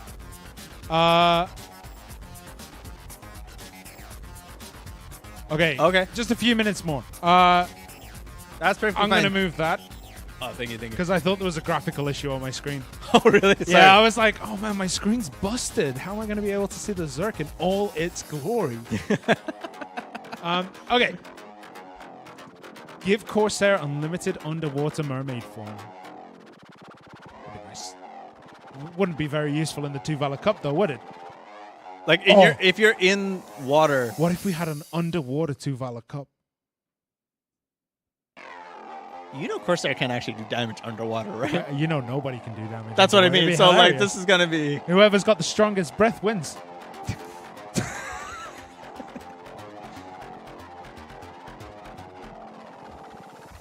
Not a bad idea. Slap that one in the GM event notice. That's one we'll like say when for we later. suggested it. You know what we should do? We should do an AFK fishing contest and stream it. We're never doing that. Luckily. Could you imagine if they had to hear us commentate over AFK fishing? Press the X button a little bit too slow. But it's AFK, so he wouldn't even be pressing the X button. To get it started. Oh, to get it started, yeah. This guy's got his Balanos plus 10. Oh, he's mixed it with the maple float. That's an interesting choice. Tingling breath on your fairy would be OP in the fight. Green and blue gear tournament? No. Everyone's going to get deleted. You press R1 once and you're dead. But it'd be... What if we made it so that all armor can be boss gear, but you can only run around with, like, Reblath? Write that down, guys. Write that down. Reblath tournament. All right, Reblath tournament. All right, we'll be getting that. We'll be getting that. Tourney. Reblath tourney. All right, let's keep that one on the back burner. All right, we're still waiting. We don't know when that will be, but Green and blue gear tournament? No, I would say maybe not, but Reblath. Let's go. Reblath is possible. We are not shoutcasting an AFK fishing tournament. We are also not going to shoutcast. Oh, baby, a triple proc. Oh, that's assuming they're using the triple flow fishing rod for AFK, which isn't ideal because if you're looking for volume of fish, you do really want that Balanos over a long period of time. Triple Also, flow won't do very well there. No, it's gonna be the Balanos tourney. We gotta do a gear check, make sure they're not having any of that. This guy's running around with a callous weapon. How dare he? It's not Reblath. We shouldn't be allowed to be in the public eye. No, we shouldn't be allowed to be here, guys. But once again, we are still waiting. Donkey racing a whole map. Ooh, I don't know about that. All right. Donkey racing a whole map is gonna be It'll take too long. We are sorry for the delay. We are just waiting on a few things. As soon as we're good to go, we'll be good to go. Babysitter looked good. Yeah. Right. But BBZ didn't seem to be on the same level as, let's say, Tuna Beam or Jukio Joe. No, and I would say with BBZ, because again, like I knew some of the players individually, they have their stuff down, but that was a dismantling by Babysitter again as a team. Mm-hmm. Do you know what I mean? It's very important for everyone to kind of work together and to be continuously communicating. So if they're not talking on comms, or if they're not even doing any team strategies whatsoever, it's not going to work out well for them. And Babysitter was the champion of Arena Varsha. Yeah. So like I said, there's a lot of returning faces. Kind of good. Yeah, but I mean, you know, the one thing is, this is them proving themselves that it wasn't just gear check. Exactly. And this is why we wanted to run the TUVALA tournament as a whole, because when it came to the Arena of Arsha, a lot of people were saying, well, it's because you have this weapon, or you have that weapon, or you have these crystals, or whatever the case may be. Crystals is still a thing here, but to have everyone on a TUVALA gear set and still have Babysitter come in with this kind of teamwork and skill level.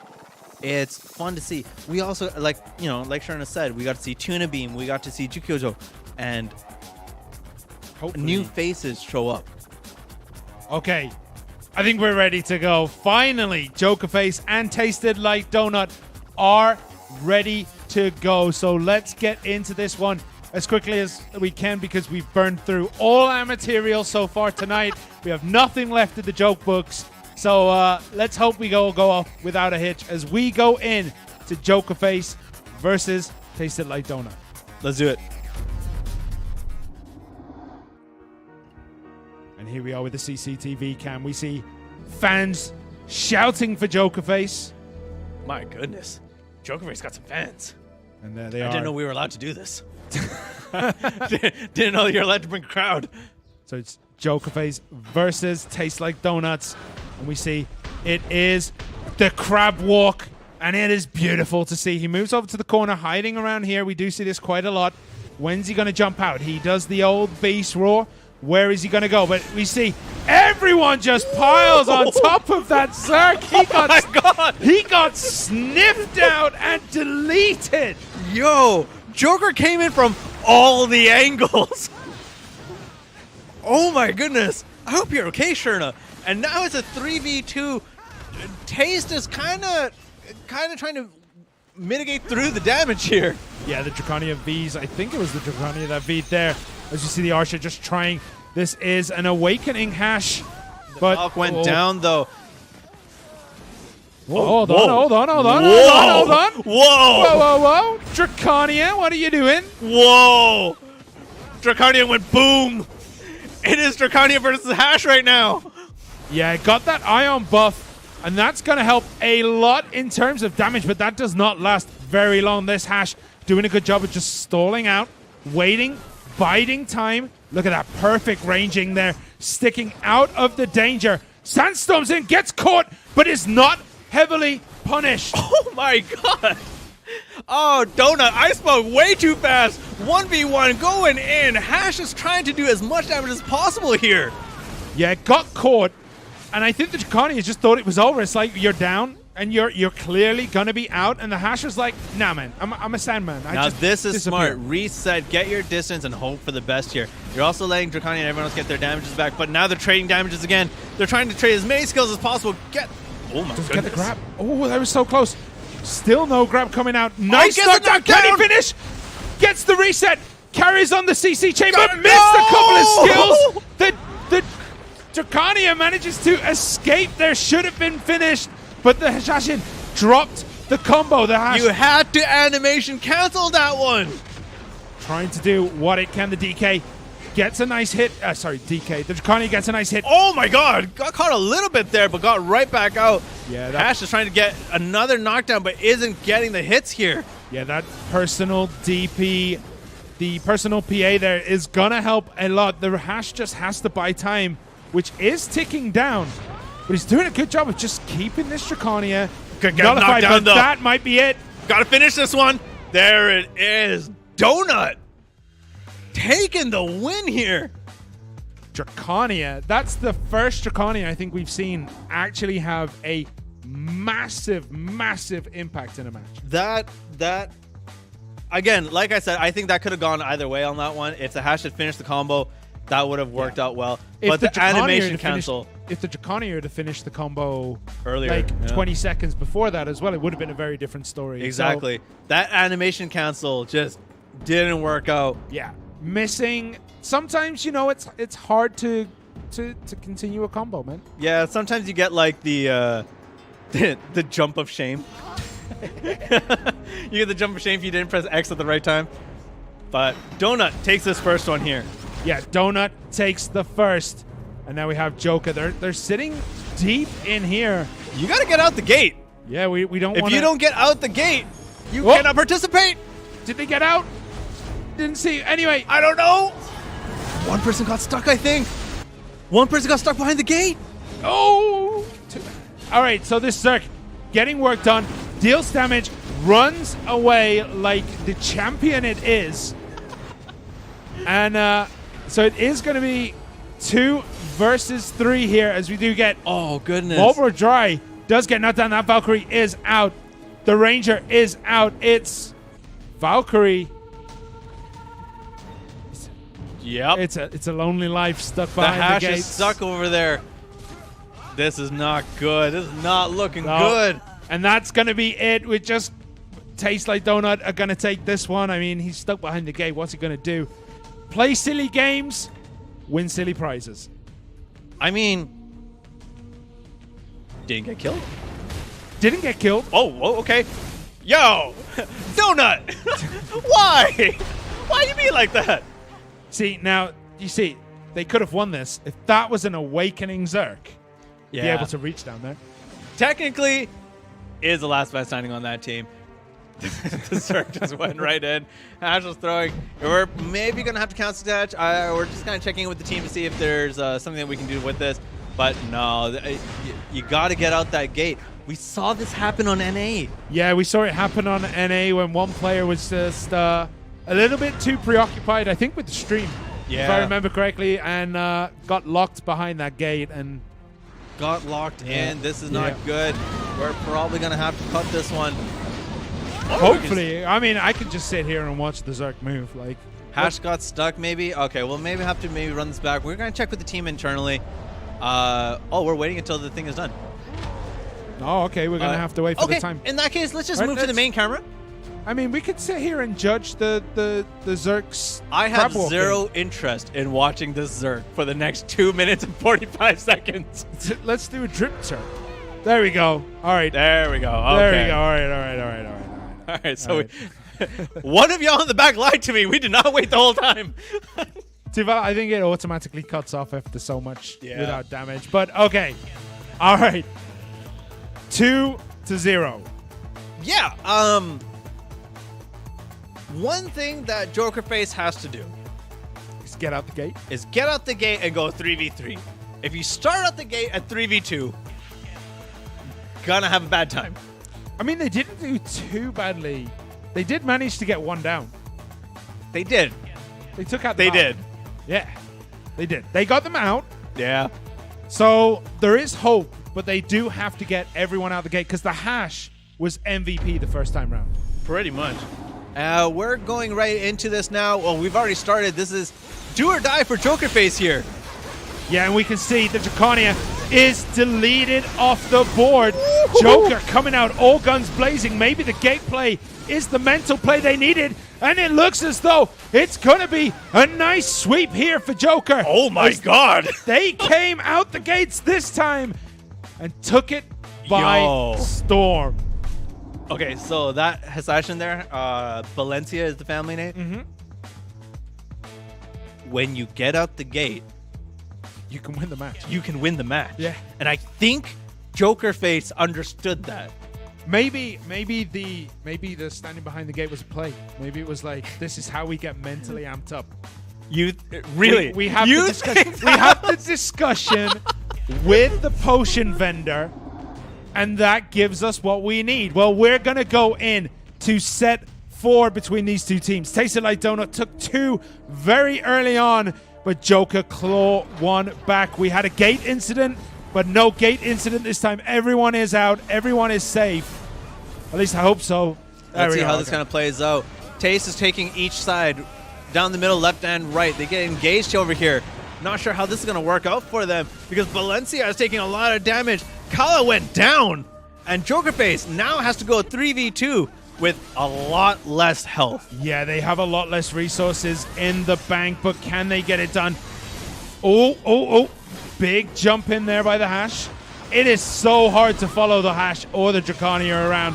So the Zerk does lay down the Frenzied Destroyers. They're trying to just find something out. I don't see them They got to pick somebody off. They got to be able to pick someone off, but this is not working. And the grab gets in. Clown Laugh at You is down. It's just the Hash against 3. Can he get it done? The Valk is down on the floor. If anyone could do it, the Hash might be able to just pick off one by one, but it's not looking good. He already took 50% off a sneeze there. And we went back to CCTV cam for just a second, but the Hash still going, keeping himself alive, moving around, just judging out distance, avoiding that Zerk's damage quite well, but is caught, knocked down, clawed out of existence. Got caught there. Tasted like donut. Finally, take it 3, 2, 1. Donut took that one. With Jokerface in the last matchup that we just saw, people got stranded. People got stranded on an island there, and it didn't work out for them. You know? Taste it, go through. Yeah, it didn't work out very well. But we gotta check into something here. We gotta check some of the results on that match right there, but that was pretty intense. Yeah. I felt for Jokerface. I think Jokerface had all the potential to be able to make it, honestly, because as much as we talked about the animation cancel that the hash messed up on, you can tell that this was something that, you know, is the bread and butter, and it just didn't go that time.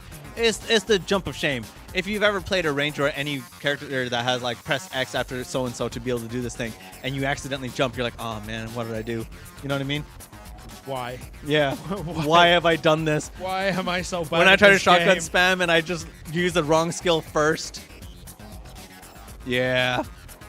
Yeah, if Just Job wasn't stuck in there, it would have been better, but the gate was an issue for sure. It was indeed, but I think we're going to be going to the semifinals next. I think that's the plan. After we check a few things, and then we're kind of going to go on from there. So we're just going to check just a couple of things out. But the next match will be Tuna Beam versus Jukio Joe. That is basically a grand final. That's going to be intense. That's going to be Jukio Joe and Tuna Beam really, really are two of the favorite teams. Definitely this side of the bracket. Like, they've walked their side of the bracket, right? Absolutely. They've had no easy way through. They have walked it all the way through. And again, this will come down to team strategies. I like the team comps. I like the players that are on there. I think it can go either way, even if it becomes like a 3-0 sweep. Yeah. I don't think that will be indicative of the skill level that's present in that match. You know? I mean, Tuna Beam, Jukio Joe. Who do you choose between those two teams? Tuna Beam. Just for the name? No, Mystic. There's a Mystic on there. Why do I keep asking? I know I'm going to get a troll answer, but just some part of me is like, one day you're going to give me a real answer, and I'm going to be like, what, because it's got a Mystic? And you're going to be like, dude, it's the other team that has the Mystic. What are you even doing? One day, I'm setting up for the long con. I'm waiting for that. We are. And once that happens. Just to keep you updated, we're going to go to a quick break while we get some things sorted out. So, guys, we'll be back very, very shortly with the semifinals, with the first matchup being Tuna Beam versus Jukio Joe. We'll be back in 7 minutes. Stick around, chat, or come see us back in 7 minutes. Yep. See you soon.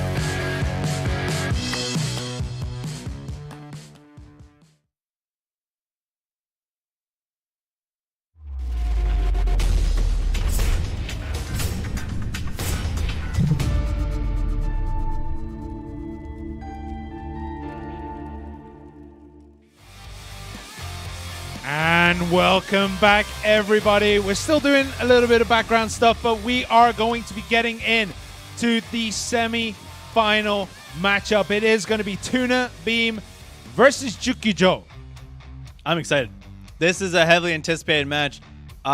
With Tuna Beam, we have the Mystic Draconia Sorc combination. For Jukio Joe, we have the Sorc Lan Corsair combination. And while we said Jukio Joe had too many squishy classes, they just know their team fundamentals. Tuna Beam, same thing. I'm very excited to see which way this is going to go. Yeah, just giving a shout out. Arapon Chicken, Kiba, Cat Paradise, Really Sly, Athena, and Apple Store. This should be an absolute bloodbath between these two teams. And like I said, I don't care if it goes 3-0. I don't care if it's whatever score. The level of play is going to be pretty high here. Yeah. It's going to be pretty high. Yeah, and unfortunately, one of these teams will go down to that third, fourth place match. The one team will go through to the grand finals. Oh, sorry. So remember, it is all to play for this time round. From the semifinals on, you only get one chance to make to that grand finals. You get one chance to try and take home those big prizes. Big prizes. Big prizes. A lot of silver involved. Pearls. All moon packs. Quite a few things here. Yeah, all moon packs. That's Give me them value packs. I'm going for the silver. But again, like I said, these two teams heavily favored for this tourney. Yeah. But on the other side we have Babysitter and Donut, and again, two teams also with pretty prolific players on there in their own 1v1 situations, as well as their RBF prowess. Things are heating up here, and I'm very happy about this. Yeah, getting down to the final four teams, all four teams, everything to play for. They've already showed what they can do against opponents. Yeah. Sometimes evenly matched, which was basically the Jukio Joe Lyrical matchup. That was great. That was insane. That was the best match great. so far. But Tuna Beam have showed they're no slouch. Babysitter have showed that they're relentless. Yeah. And we had Taste It Like Donut, who, let's see how that goes, because they were pretty good too. Yeah. Taste It Like Donut has your class in there, has Zerk, and the Zerk play was pretty strong there. Plays different though. It was alright. Plays different. Yeah. I play Awakening, so You're back to Awakening now. I've been Awakening bug since the reboot. Oh, you went to Awakening? Yeah, I was like, Awakening's not as good as Suck. I want to play Awakening. Let's go. But no, we're going to be getting into this one relatively soon. It feels like a lifetime ago when we saw Tuna Beam. It does. And again, I apologize for a lot of people that were waiting for quite some time. But we're getting right on into this. Yep. Double checking. Everything is A-OK between these two teams. I have a list of the players, but I keep losing where everyone is. All right, so we got Arapon Chicken, Kiba as the Draconia, Cat Paradise as the Sorceress, and Jukio Joe. Where are they? Okay, they're here. There you go. Sorceress, Lawn, Corsair. Surprisingly good. Well, why would you? Why do you say surprisingly? So we don't get to see many Corsairs. This is pretty much a fact, right? We don't really see many Corsairs in these types of tournaments. We don't really see many Corsairs in Node Wars Conquest War either. They seem to be rarer and rarer. They are, and again, I just don't think people are down with the Dolphins. That's about it. But if you're interested in mobile combo heavy classes, Corsair would be one of them for sure, as well as the AoEs. The AoEs are a big thing of Corsair's toolkit there. And if you look at their team composition, the way that they... How do I say? The way that the Corsair is flanked. Having the AoEs doesn't mean that she's unprotected, doesn't mean anything else. She's still going to get all that heavy hitting damage on the side. I don't know, man. Just still surprised to see Corsair. Yeah? No matter what you tell me, I'm still surprised to see Corsair. It was the class I was probably least expecting, second to Shy. Okay. I mean, yeah. Not because she's weak or anything like that. It's literally because I don't see many people run around on her. Okay. So I don't think I've ever seen a good Corsair player face to face. Like, while I've been in game, I haven't seen someone who is actually good on this class. And now I'm actually kind of scared that someone is going to pick it up, because Apple Store has been pretty good on this class. Yeah. I'm just reading chat a little bit and kind of like, huh. Okay. Guys, our next match is indeed ready. Let's get into this heavily anticipated matchup. It is Tuna Beam versus Jukio Joe. Let's do this. So here we go. CCTV cam on the arena of Arsha. We are on board. First up with Jukio Joe, who have proved to be a very strong team, but they are up against that Tuna Beam, who equally have showed that they are nothing to sniff at. I don't think they've lost a player so far all tournament, right? They haven't. They've been kind of going right on through. And good luck to both teams. Get out the gate. There we go. And now they're going right down the middle. Jukio Joe just going right on in. Yeah. This is the same strategy we saw them do in the last matchup, where the Mystic just jumps in. Yeah, the Soak throwing the Dream of Doom much further forward than she usually does. Usually it's a much further back, like slow cast and throw, trying to just catch someone out who's moving around, but this time got right up in the front as the Soak continues here to move around. They whiffed on that one. They had to have gone that hit in there. Two Sorks just kind of dancing around over here now. I'm not entirely sure. I think we've got a ceasefire going on right now. It's nothing there going on, but there we go. Knockdown. Chicken is almost out and is down. The Sork is out for Jukio Joe. The Corsair looks like it might be next. It's taken quite a bit of damage. They've lost that Sork now. And now Tuna Beam is just trying to collect together. They're going in, trying to take Tinnick, but just couldn't finish that match up there. The Mystic just didn't land it and got the camera off wrong. Yeah, Tuna Beam doing really well here against Jukio Joe. Oh, the Corsair! Control-A delete on that health bar as Atin Q goes down as well. The lawn is out, and that is a sweep on the side of Tuna Beam. For the first match. That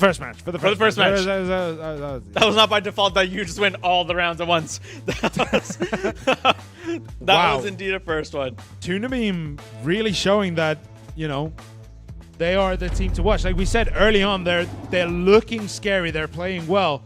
Now they're showing it against a team who gave us an incredibly entertaining match in the round of 8B. I think Jukio Joe has taken that first match and hopefully has learned through it and can well adjust, because you saw them do that last time. They learned from a loss, got better. Learned from a loss, got better. And now Jukio Joe packed in together. Oh, no, sorry, my bad. Tuna Beam was packed in together. Jukio Joe going right on in. They meet in the center now. That Mystic is dancing around. Sork's on the corners over there. Yeah, but we see the Draconia getting deleted on the side of Tuna Beam. It's going to try to get out. I think it's feed away, trying to heal up, just getting back on their feet. The time has got to be bought, but look at the tenacity of that Corsair hunting down, but has lost the lawn in return. Yeah, that Mystic just got taken out. Also got hit by the Doomsday over there. So the Corsair worked in conjunction with your Sork there. Ooh!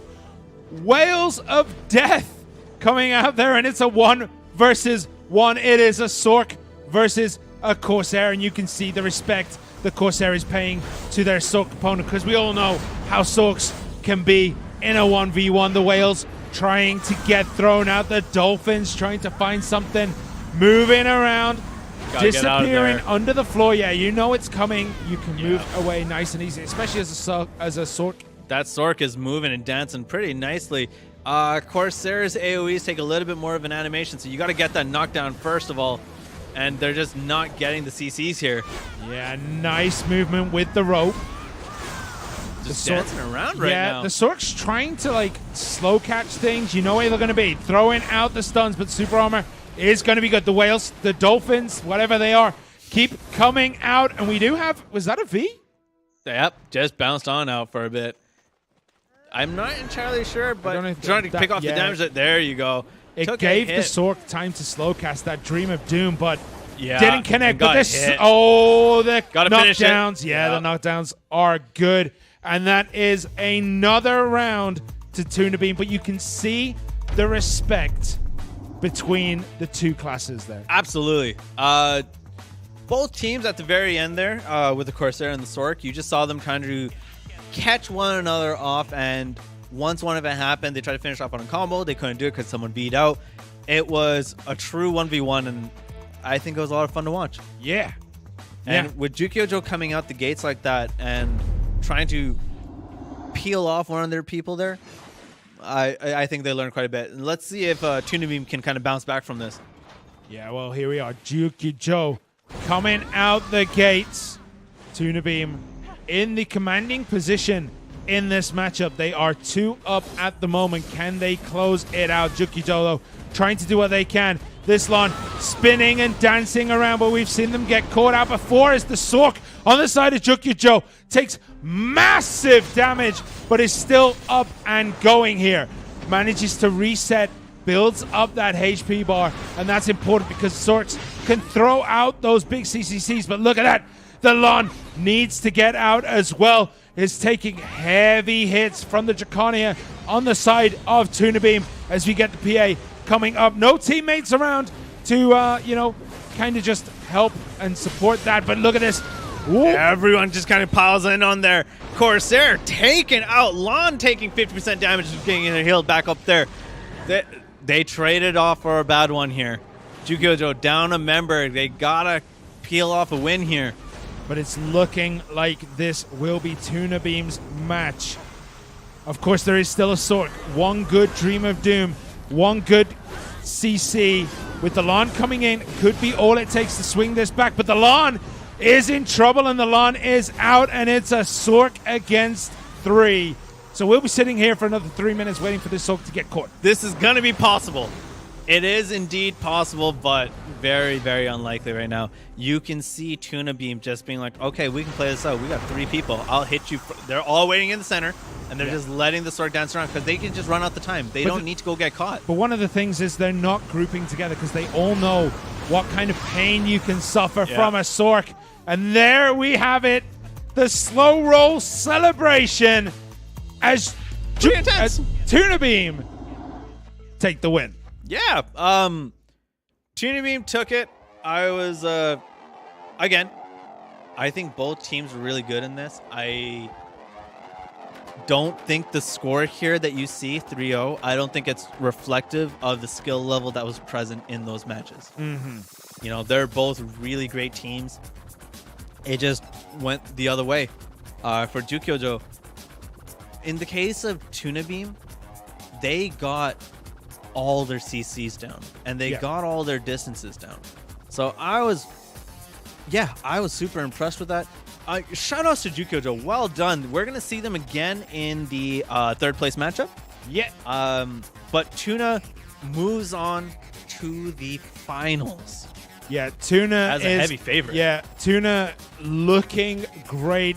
They have not dropped a single set so far this tournament, and they didn't even get a walkthrough. That's 3-0, 3-0, 3-0 for them. Yeah. Will they be able to do the old 5-0 when it gets to the finals? Because the grand finals will be a best of 9. The 3rd, 4th place will be a best of 7. A best of 7. Yeah. Pretty impressive.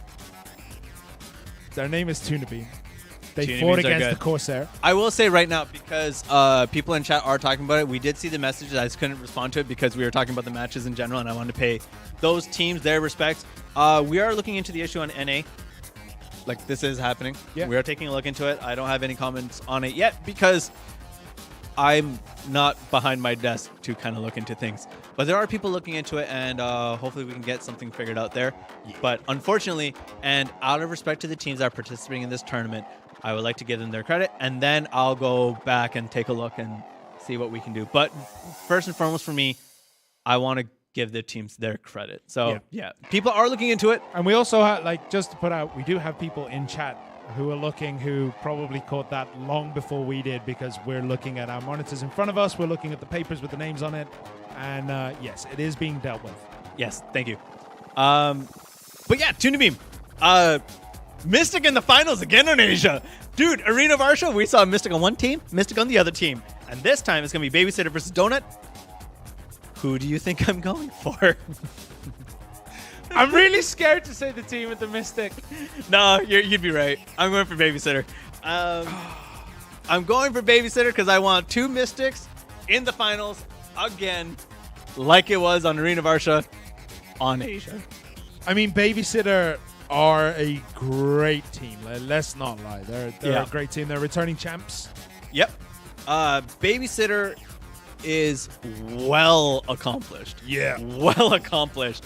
And they're out to prove that basically you can put us all in the same gear and we're still going to smoke everyone. And they're really doing a good job of demonstrating their skill levels with their classes and their team play. So I'm impressed by all of that. Sidoria in chat giving all the love to the Guardian on the team. Also, people in chat, thank you for sticking around and watching all this with us. It means a lot to us, man. Yeah. If you guys have your own commentary of the matches, make sure to throw that in there. Fingers crossed for the other team and for our sanity. No. They're good. I'm excited for all this. So we're going to have, what is it, Baby and Donut. We're still checking a few things. So you're going to hear us talk a little bit more. But yes, for those of you joining us from NA, it is being looked into. Like I said, I don't think I can give you a detailed answer like it would be like on an update stream. I don't have all the capabilities here. I'm in a suit. I'm not even in my hoodie. You know. I know, right? It's so weird seeing you without a hoodie. Yeah. All right. Yeah. So that's basically what we're kind of looking at. Right now, what we're going to be doing. Oh, sorry. For those of you who are missing. Or missed what had happened. We are now in the semifinals. We're waiting on our next semifinals match to see who goes on to the finals and who goes on to try and take on the third place match over there. Yeah, we're just looking into a few things. If you've missed the action, Tuna Beam have romped through the bracket. We've seen Corsairs. And we have someone in chat as well from NA who does a lot of PvP. Live, you know the PvP situations on NA. On Asia, we have seen more Mystics, more Ranger Archers, not many Zerks. One in the whole tournament. I don't know what but a lot of Sorks. Yeah. And on NA, the Sork situation kind of is similar, but the Mystic situation is not. I can tell you that much. Yeah. And the Ranger situation is not.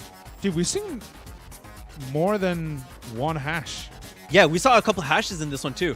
And good hashes. Yeah. They're good. The team play had a little bit left to be desired for, but one Corsair who was easily and one a great player. We had a bit of a striker here as well. Well, the striker didn't even get a chance to step up to the plate. Yeah, well, the Rangers are nice, low-key. Sorks make sense. Well, where are the Warriors? There's been one. There was one. Was being the operative word. But unfortunately, we're going to have to take a break. We will unfortunately have to take a break for just a moment. This will be about a 5-minute break at most. Join us in a bit. Yeah, really sorry, guys. And for something needs checking. Yeah, we're going to check quite a few things, actually. And then kind of go from there. Yep. See you guys in 5 minutes, guys.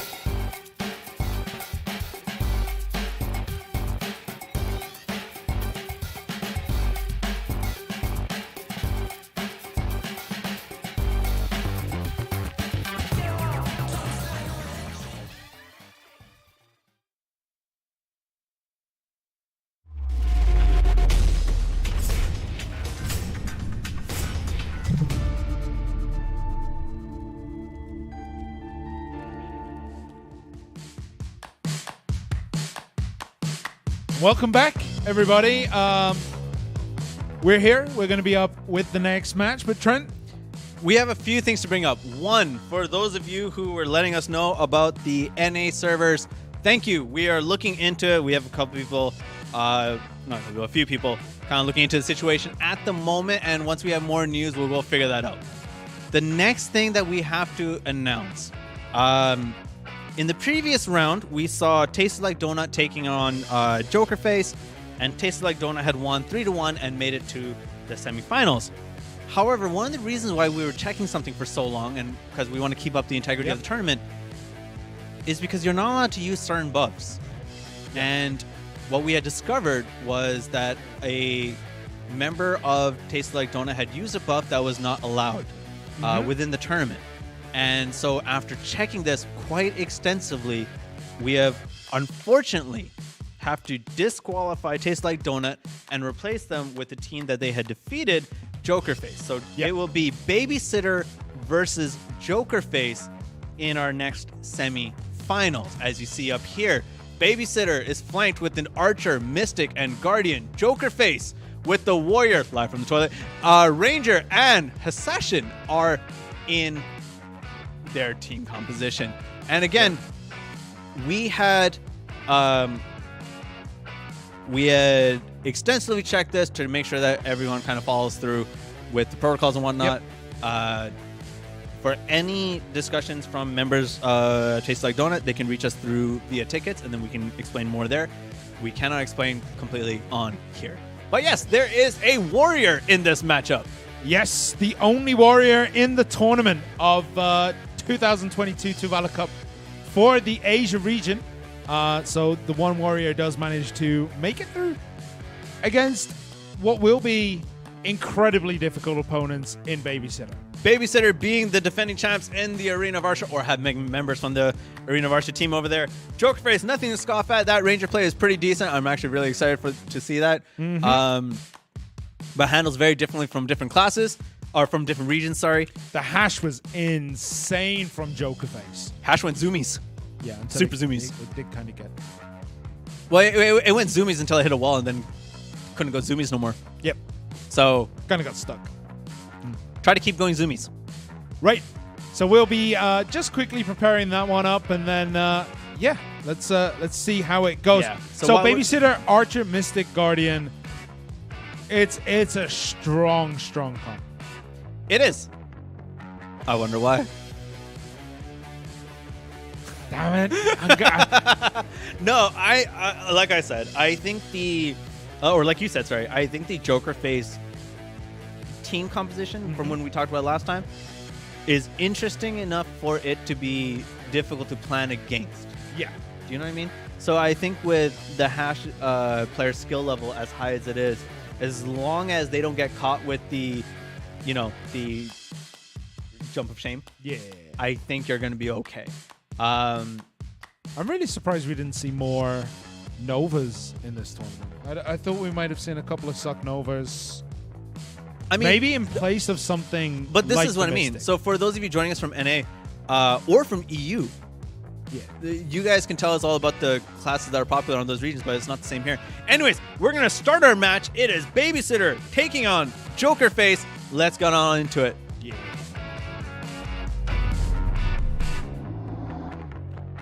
So here we go. It is going to be Babysitter against Jokerface. Two teams. One looking much stronger than the other, but we have seen upsets before.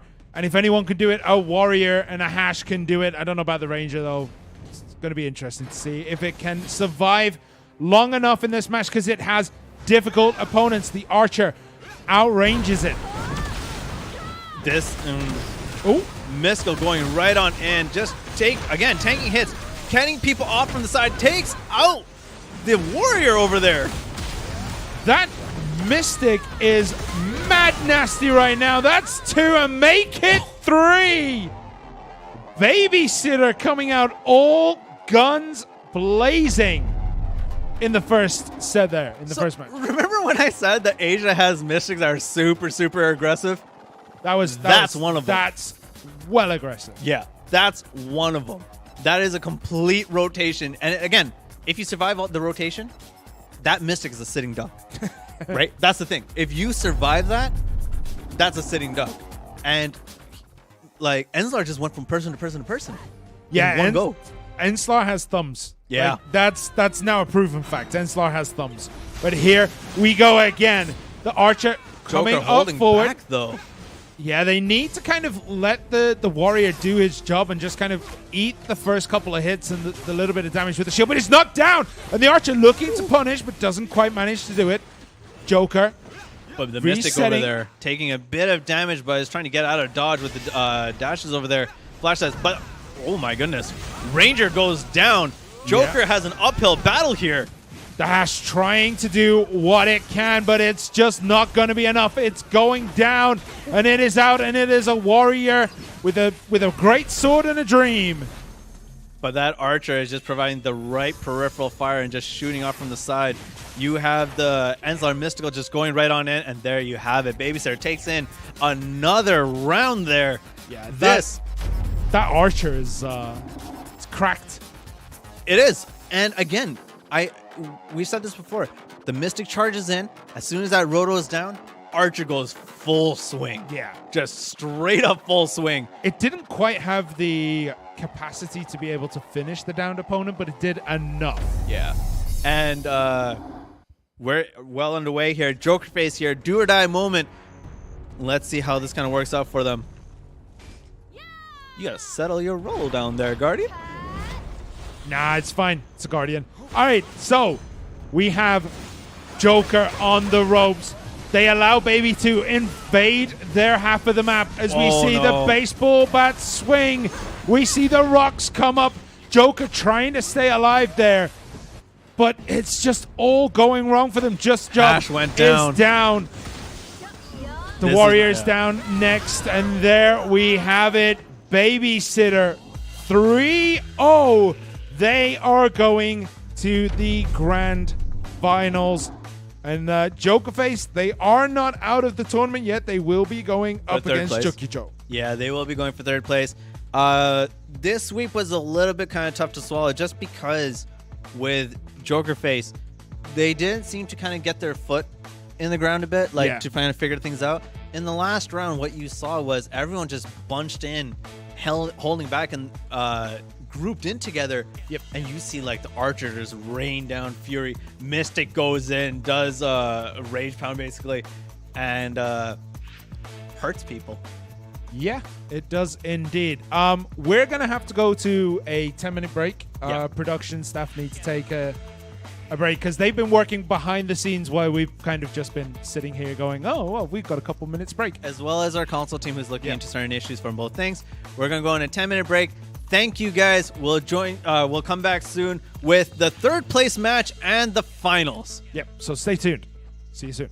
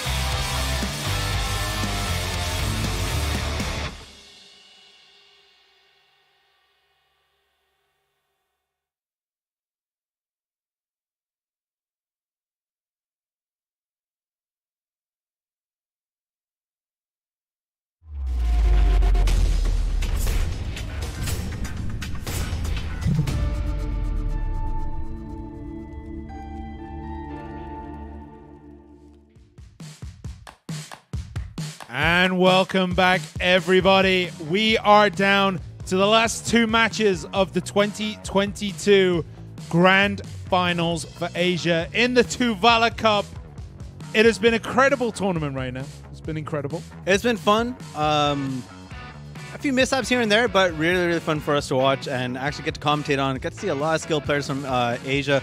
Also, like you said, there are two matches, no more breaks. We're going to go third place match, and then we're going to do the finals. Yeah, so the third place match, we'll get the brackets up right now. So the third place match is going to be Jukio Joe versus Jokerface. That's going to be first. That's going to be a best of 7. And then the grand finals will be after that, and that will be Tuna Beam versus Babysitter. Yeah. That's going to be a match. That's going to be all-out war between the teams. It's going to be a bop because there's 2 Mystics in the finals. Let's go. But before we get to your kind of dreams, we have Jukio Joe versus Jokerface. Jukio Joe, really sly, Athena, and Apple Store. That's a Sork, Lon, and Corsair. Against Jokerface, which is a Warrior, Ranger, and Hashashin. Yeah. Again, the extremely mobile team versus a team comp that we don't generally see. We're just... Well, I guess we're going to go into it straight I was going to talk a little bit, but they don't want to hear me talk no more behind the scenes. I told you, man, we've run out of material. We just have to get into this as soon as possible. Let's go. Match is ready. Let's go.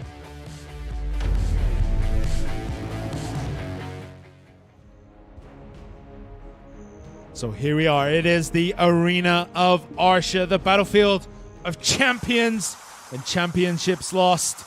We have Jokerface against Jukio Joe. This is the fourth place match, and it is a best of 7. So the first to 4 will win, and we have Jokerface. And now we're on board with Jukio Joe. We see that Sork again, diving into the middle. Going right down the middle. Yeah. Everyone meeting right in the center here. Gonna see what they can do. That Corsair has been absolutely phenomenal as the Hashashin gets wiped away with the Tempest that comes from the Corsair, but in retaliation, the Sork has gone down on the side of Jukio Joe. And someone just V'd on out. You don't want to leave someone out on an island over there. You got to get right back in, Lon. Yeah, the Corsair ended up taking quite a bit of damage as we're in the middle. Acting Q out and down for the count. It's just the Corsair remaining. This is now the Ranger and the Warrior just trying to whittle down the Corsair. You don't got to play overly aggressive. You might take too much damage here. And now it's a 1v1. You are too aggressive. It is Corsair versus Warrior here. I don't know how I feel about this. Yeah, this is not a matchup we get to see all too often as we see the ropes coming out. The whales, the dolphins, and every other sea animal you can think of being thrown out here by the Corsair. Trying to get the damage down, but is caught themselves. The Warrior looks like he might be able to finish it, but the Corsair still lives. Couldn't finish it. Couldn't finish it. It just bounced out. Oh, but did get caught. That Warrior just waited for the dolphin to come right, or the mermaid to come right back up. I wasn't even looking for the dolphins. That was intense. Yo, big props, though, to the Corsair over there. Yeah, it was 2 versus 1, and they managed to get the pickup on at least one, but a Warrior is a little bit too much to chew, I think, for the Corsair there. Absolutely, with Apple Store just doing a great thing. An entire team of Squishy Cause, great job, though. Great match. We're going into match number 2 here. Best of 7. Yeah, it is Jukio Joe versus Jokerface, and we're on board with Jukio Joe, waiting for those gates to open. I think when they traded the classes in the beginning with the Hash and the Sork going down, it was okay, but they got to make sure that they stick together on this one. Yeah, they got to make sure it doesn't happen again, as Acting Q may have just found an opening, but oh my goodness. Sork goes down. Corsair goes down. Lon is a sitting duck now. Yeah, Lon is the last one remaining. Jukio Joe, who've had a great tournament so far, just cannot seem to break Jokerface here, who take a very quick 2-0. 2-0, best of 7. That was pretty rough for Jukio Joe. Jukio Joe went up straight in the middle and took heavy damage right away. And like we said in the past, if you're these squishy mobile classes, you kind of want to flank around and veer around. But Jukio Joe is a team that has continuously learned through losses, so let's see how that goes. Yeah, they are a team that can adapt, and will they be able to adapt here? We haven't seen the Sork kind of do those slow cast Dream of Dooms just at the beginning, just to fish things out, just see if they can get anything done. We haven't really seen much of the Sork at all in this matchup. Of course, they're peeling off the side, going right on through, trying to get behind over there. Didn't really get to land a hit, though. Oh, but does get a catch, but Riley is down as again here. The Sork is off the table. It's a Corsair and Alon against the Ranger, Hash and Warrior. It's not looking good, but we've seen miracles happen in the past in this arena. Will they be able to happen again? The Hash kind of just keeping himself in that nice little archway, but that wasn't okay. Jukio Joe's Corsair just weighted off by the wings over there. Let their lawn get picked off, and now it's a 3v1, and they're just going to have to take a lot of damage here. Yeah. This is not good. Jokerface takes a very commanding 3-0 in the best of 7. Have Jukio Joe tilted, or are they inting to get the reverse sweep? I'm hoping Jukio Joe kind of turns this around. Yeah. What we saw in the beginning there, I kind of liked about the same time. The Corsair kind of peeled off on the side and then cut across diagonally, but ended up behind and didn't land the hits. Yeah, it just didn't really get much done. It did all the work on the movement, but didn't quite get the connection needed. As Jukio Joe now fighting for their life. They're looking to win this third, fourth place match, but it is just not going away. And there's the slow cast DOD. Didn't catch anything, but it is just a fish. It is just trying to fish people out here. And now the Hash is trying to go to work here, trying to take down everybody, taking down someone there. The Lawn took a lot of damage. The Corsair doing all right here, but the Sork is way off in the distance, is not helping out on the team here. Yeah, it's kind of been just forced out by Joker, who are just in a position, but that's bad. The Joke, oh my goodness. Got the Ranger down there. The Ranger is on the floor, and the Ranger is out. Jukio Joe, for the first time in this best of 7, is up 3-2 in terms of members remaining. I don't know how I'm going to feel about this. They got to be able to take it that. Oh, the DOD hit really hard, and now it's just a Hissashin. Hissashin goes down quick. Jukio Joe with a win to prevent the sweep. It is now 3-1 Jokerface. I am telling you, they were inting for the reverse sweep. You think so? No. Do you think that's what they're going for? That's the strategy? I don't think they're inting for the reverse sweep, but it's looking that way because that was a very commanding win. Like, that wasn't what we'd seen them do in round 1, 2, or 3. Well, they caught the Ranger finally, and now I think Jukio Joe has a bit of an idea of what they want to do. Let's see if Jokerface can kind of develop a strategy against that, how to protect their Ranger more, because the Ranger did a lot of damage. Yeah, it did indeed. And here we go. Going up right down the middle. You see someone peeling off on the side. Jokerface kind of staying in together over there. Jukio Joe running in. Now all three are in the mix there, but Jokerface is kind of weathering the storm here. Yeah, they kind of are. Jokerface just trying. There it is. They're trying to zero in on that Ranger. The Ranger down to 44, going to 45. Got away. They had to have finished that one, and now Jokerface recollecting, trying to figure out what they want to do here. Jokerface throwing out, oh my goodness, throwing out a lot of arrows out there. Yeah, Lawn went down. Down went hard down, and now the Corsair at 50%. The Sork is off by the side. Really, SR gotta jump in there. Yeah, it's got to be able to do a bit more. It is a Sork. It does have that inherent tankiness in all those iframes, but it's just not doing the work. The Corsair here trying to do what it can. Swims on through the floor, tries to throw out a Dolphin, but just missed. Dodged by the Ranger here. We see the Ranger again, still just spamming out those skills, trying to just get things down. This Corsair is in a world of hurt. I'm pretty sure the guard break is out.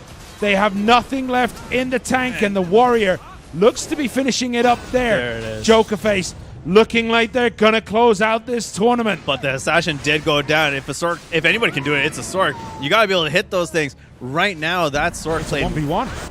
It's 1v1. Jesus, someone went down. It is now Sork versus Warrior. Jukio Joe's third place in the line here. Can they pull this one off? Can oh my goodness here get this done? The Warrior V's on right out here. And now the Sork is on the hunt. You got to be able to finish that one here. Yeah, the Warrior here looking to catch, looking to fish a CC. Can't get anything done. Keeping that block up nice and high. Going in and out here. Jukio Joe trying to fight for the lives here. Got to spur this on here. Jokerface trying to get this win here. Just isn't landing the CCs. And the one thing we all know about Sorks is they can survive literally anything. They can survive anything. Yeah. But got caught a little bit there. Got to be able to finish that off. Didn't get to finish it off at all. No. So, oh my goodness. Jokerface took it. Oh my goodness. Jukio Joe coming back again. 3, 2. Maybe they're inching for the reverse sweep. Okay. What just happened? That's Sork. 2v1 basically right there. Yo, that Sork really is pretty cracked. And I thought, and I'm incorrect in this. Maybe this is part of the strategy. I was incorrect. I thought they were playing way too conservative. Jukio Joe or Jokerface? Jukio Joe's Sork. Yeah. Jukio Joe's Sork I thought played way too conservatively, but it panned out for them. I don't think the same strategy will work again. You got to be able to finish off those hits for your teammates. You really do. They need to get the CCs in. That's one of Sork's like main roles in this kind of 3v3 is they have so many CCs that can go out. But the Corsair taking quite a bit of damage, but is a slippery fish. Lon and we'll just swim through. But oh my goodness, the Warrior is down and out for the count, but so is the Lon on Jukio Joe. It's 2 against 2. Ranger Hash against Corsair Sork. Jukio Joe taking out the Hisashi. Now it's a 2v1 on the Ranger. Oh my goodness. They just picked off. They picked off the Hisashi. Now they're just kind of going in. They don't got to be too aggressive, but they're just taking in the kills here. Someone V'd out. The Ranger V'd out. And now Jukio Joe just honing in on the kill. They see the Ranger stranded there. Here we go. The Ranger trying to do what it can just to stay mobile, to stay out the way. But gets caught again, and that is it. Patricia Slash, I think, to finish that off. And we are now in Game 7. Were they playing in the first 3 rounds? We made a joke, or you made a joke saying they're inting for the reverse sweep. It's looking on now, isn't it? Very possible. That's what we call. That's what we call a pro analyst move. Yeah, you saw that. You saw that coming. You saw that one coming, did you? Yeah. Yeah. Yo, that was intense. Jokerface just hasn't been able to finish the thing off. They had the opportunity, but that last round was just a masterclass by Jukio Joe. So let's see if Jokerface can throw us around. So whatever happened has happened, and it is now a best of 1 between Jokerface and Jukio Joe. The Hashash trying to get things done from the back. Lawn went down already. Oh, this is not good, but we've seen Jukio Joe work without the lawn before. As long as that Corsair and Sork get someone down, Sork taking a lot of heavy damage here. Yeah, the Sork has to V. Jukio Joe trying to fish for something here, trying to get something done, but that's 3 very healthy characters on the side of Jokerface as Jukio Joe swimming in, gets the knockdown. Can he get the finish before it needs to get out? He does not manage to do so. It is not doing well. Oh my goodness, Jukio Joe just working hard. Apple Store almost got that 1 kill, but now the Ranger healing back up and everyone just zeroing in. They're just trying to zero it. Oh my goodness, they took a lot of damage from that. Why were you waiting in there? Yeah, but they were just overwhelming the super armor there, and that is it. Jokerface takes it 4-3. And the reverse sweep nicked at the very end there. It is a very dangerous strategy to go for the reverse sweep because you go down 3-0. You make one mistake and it's all over. But no, Jokerface played that last one really, really well. Yeah, Jokerface really did make the amendments that they needed to make in their team strategy. And you can see the story is right there, isn't it? 3 wins for Jokerface, then Jukio Joe coming back with 3, and Jokerface making the right adjustments right at the end. Great job to both teams. Jokerface takes 3rd, Jukio Joe takes 4th. No shame in that. That was a fantastic matchup. Yeah, it looked as though they were inting at the start. Yeah, that's what I said. Like, Jukio Joe looked better than they were. Then they come back in 3. But the thing is, when you've already lost 3 and it's a best of 7, you make one mistake, and one mistake was all it took for that team to kind of crumble down a little bit. I agree. Out of Jukio Joe, I was surprised by Athena. I thought Athena didn't get to show off much of the launch skills that I know they have. Yeah. They just kept getting caught. And unfortunately, that put Jukio Joe at a really rough position. In the 3 wins that Jukio Joe had, that launch stayed alive for quite some time and did the damage that was needed. So I think as a whole, every player got to show off what they're made of and why they were here. Yeah, because the Corsair doing what it did against the Warrior. Yeah, that was crazy. Then the Sork 2v1ing. Yeah. I mean, that match had it all. But the final match is coming up. The final match of the 2022 Grand Finals of the TUVALA Cup.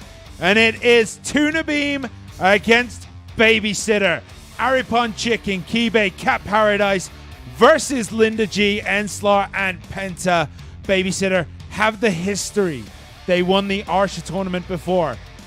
But Tuna Beam have just been slaying nerds left, right, and center all evening.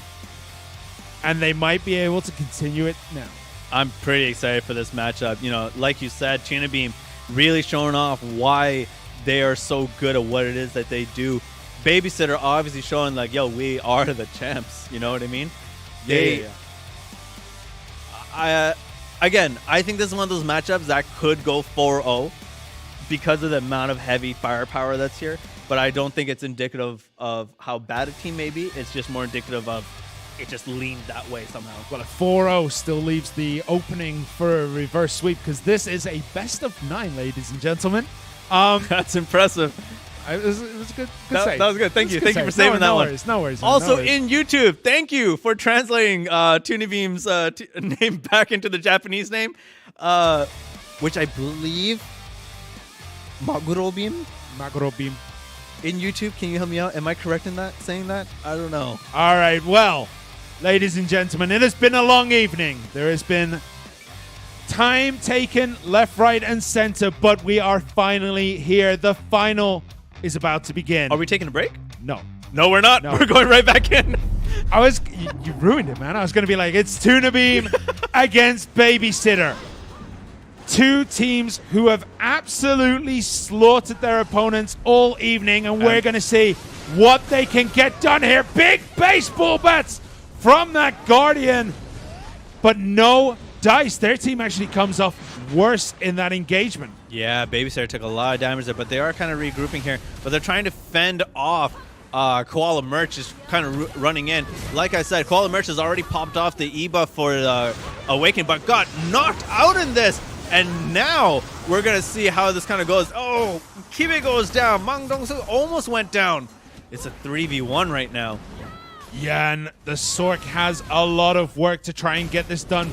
Tuna Beam Sork has been playing phenomenally all night. Can they keep this up? They're avoiding damage. Gets the crows out. Doesn't get the finish on the Guardian. What happened there? They were looking...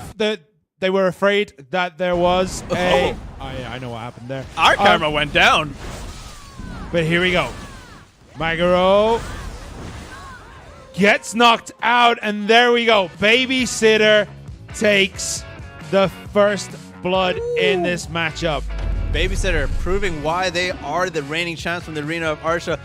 What was that? Someone logged in from another Xbox. Yeah. On the same account. It comes up like that. It's like, do you want to play on this one? And then, yeah. Yeah, like I said, we're kind of looking into issues. But what I said there, I like seeing the two different Mystic styles. I think the Awakening Mystic was a bit aggressive. They both popped their buffs and they kind of tried going in, but it just didn't work out their way. I mean, the Sork almost got the crows there. Like, the crows, if they'd have been a little bit closer, a little bit slightly more to the right, we would have looked at a very different result. But we're back now. It's 1-0 on the side of the Babysitters. Can Maguro Beam, the Tuna Beam, get this done? There's the crows. There's the crows, and oh my goodness, Mega went down. That is why the crows are so important. The Mystic is down and out as we get the progression pass coming up right now. Koala's March. The other Mystic is going down as well. Nobody needs them on their teams apparently because Koala's March trying to survive here. Trying to just stay alive. does manage to do so. Are they going to find a reset? No, they're not going to even be given the breathing time here. Wait, they're still up? They're still up. They're still doing well. Koala Merch is doing their thing here, but taking a lot of heavy damage again. Taking a lot of hits. Babysitter really drawing this thing out now. Yeah, giving themselves time to reset, but that also gives time for that Mystic on the side of Tuna Beam. As we see, the Mystic, it healed back up, and it gets a very important kill against that Archer, and now it's a 3 versus 1. The patience, the skill on the side of Tuna Beam there, just to keep that Mystic up and running for as long as they did. It paid off. It got the kill against the Archer. It got a 1v1 against an Archer, finishes it off, and then joins in that final kill. That's crazy. That was an impressive matchup. Strong showing by Tuna Beam. Again, also good by Babysitter. Again, as soon as one person went down, you saw Tuna Beam just go, right, you have to come to us now. Yeah. And so they both understand what the team dynamic is in this arena. It also gave a really long time for both teams to kind of reset, which ended up helping Tuna Beam a lot more. Yep, and there you see again, Koala's Merch going right on in as a Mystic, being super aggressive Mystical, not giving away any space though, trying to make sure that they deal with one another at this point. Yeah, it's very important to take off the other team's Mystic, because that's where a lot of the utility on these teams comes from. It's where a lot of the damage, the CCs, and all the good stuff you need to win a match. With the Dracania taking heavy hits here. The Guardian on the hunt, looking for their nemesis. But look at that. The shield comes up, heals back up, Dude, and we reset again. Well. Dude, he came right on out. Didn't really get to land there, but got some damage on the peripheral stuff. And we just saw Mystic's Dragon come on out. There are so many small little fights going on here as we see the DOD. Did that actually catch Mystical? No, it didn't. I just think it missed. It was just short here. The Mystic S-blocked on that one for sure on this. You see them kind of going in. DOD again, kind of preparing it. Gets it. Canceled out. No, he got it. Got the Babysitter's player there. I think it was the Archer, but manages to get out alive. But we do lose the Dracania on the side of Magaro Beam. Oh my goodness. But we've lost the Dracania. We've lost the Mystic. It is now Spun Mask all on their own. Tuna Beam is trying to pick off that Guardian, but just got caught up by everyone. Oh my goodness! Oh my god! They catch the knockdown, the Crows do the business, and Spun Mask turns a 3 versus 1 to a 1 versus 1. It is a Sork against an Archer. What is going to happen if this comes back in Spun Mask's favor? That is an absolute miracle. Cat Paradise piloting this Sork is an absolute monster. My goodness. That was insanity. Played a big risk and went for it. Got the down. Is he going to finish this off? The beat out. Beat out. Just hunting. You're just hunting. You got to finish this thing off. Almost caught the DOD there, but just missed. Archer just iframes through. Can't get this on. This Archer's got the down now. Can you finish it? Oh, turn the 3v1 into a win. Tuna Beam. 2-1. 3 versus 1. Yo, like, that is play of Black Desert. That's right play there. of the night. Jeez. That, like, catching the knockdown and then the Crows on top. You see how powerful the Crows are in that situation. Like, yeah. That was Cat Paradise. You ain't nothing to sneeze at. This is incredible. Well, it's 2-1. Magaro Beam taking a massive mental win there. 1 against 3 to take the lead in this series. But let's not sleep on Babysitter. They are an incredible team. They are the Arena of Archer champions. Can they win this one? We see the Mystical of Enslar here getting work done, getting the knockdowns. Nilo is very low though. Oh my goodness, got a couple downs, but didn't get any of the peripheral damage. The Archer was taking a lot of damage there. They're trying to regroup and kind of fight from the outside there. You see Koala Merch taking a lot of damage from the Archer, regrouping yet again. Yeah, that Mystic just knows how to buy time, but the Archer is down on the side of Babysitter. Yeah, this is not going to be looking good for Babysitter. They need that peripheral damage on the outside because now they have the Guardian and the Mystic to just go chasing. Oh, he thought he caught that DOD there. just missed, I think. I think it was just like blocked out or something. But it's a 3 versus 2. Now it's a 3 versus 1. Can Mystical manage to do this? No, the KDs, the knockbacks are so strong. And that is 3-1 to Tuna Beam. Tuna Beam coming out the gates, just running it down. Yeah. And you gotta wonder for Babysitter, did that loss of a 3v1 kind of rattle them a bit? I mean, it should. It wouldn't just rattle them. It would empower Tuna Beam. Like, exactly. Knowing that one of your players can do that, it opens up so much more for the rest of the team. They can play a little more aggressive. They can be overextending. Because they know their teammate has their back. Like, if I go down, we can still win a 2v3 because we just won a 1v3. Yeah, exactly. I think you will see Tuna Beam take way more risks, whereas Babysitter, they gotta be careful with their risk management here. You see the Archer kind of providing peripheral fire. The same intro that Babysitter has always done. Archer jumps in, jumps back out. Yeah, and now they've been meeting in the center. Let's see if they can actually get something done here. Yeah, the Sork and the Mystic were on the hunt there for that Archer, but he does slide out of place. But look, the Guardian is very low, and they are hunting right now. Maguro Beam, Tuna Beam, they are just ruthlessly hunting that poor Guardian. What has it ever done to them? Oh my god, that's a 2 knockdown again, and the Crows come out and almost finish it there. Spun again tried to make some magic over here. But again, Babysitter is playing a little bit less aggressive, playing a little bit more passive. I don't know if that's their style. Well, we'll see. As the Guardian finally goes down, survived a lot longer than they probably should have. But it is a 2 versus 3 as they are now trying to just get this Archer off the board. You can see it. It's a 2 against 1. 2 just hunting him down, but he accidentally walks into the third and has to be. They had to be out of that. And that leaves the Mystic in the middle of no man's land. Oh my goodness, what damage that Archer took. He's trying to heal up, but gets knocked down, deleted here, and it is just the Mystic against 2. Actually, Koala's March on that Mystic does go down as well. You gotta wonder if that was worth it, though. That Archer needed to stay alive to help this Mystic, and now Babysitter has to be aggressive. Look at, you can see Tuna Beam. Okay, you gotta come at us. You're not gonna be able to do anything without us. Yeah, and if you got the grab, you're gonna be locked in an animation, so we might be able to just finish you off, but that might actually... Enslar really trying to take out the Draconia there. Went right through all the super armor combos there on a suck Mystic. Yeah, I mean, it needed to be done. They needed to try and get that finish without being punished by Spun from behind. You can see what they're trying to do. If you go in on him, I go in on you. Exactly. And right now, that Mystic is playing really aggressive, really needs to. I gotta do something. You can't run off the time. And Tuna Beam has time in their favor. They stacked up. Will they be able to finish Mystical? The Mystic trying to do what he can. Can he finish this up? Oh! Mystic took him out! Mystic took out the Draconia. It is a 1v1!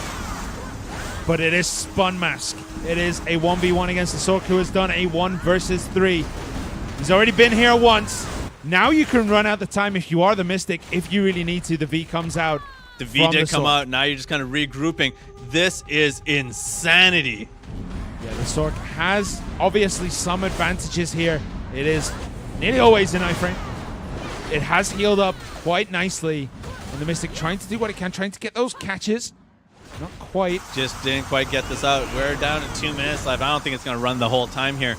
That Mystic is very aggressive, and that Sork really wants this win. Yeah, the Sork also has range on the Mystic. The Mystic trying to get something done here. Oh, look at that baiting in the dodge, and the arena starts shrinking down.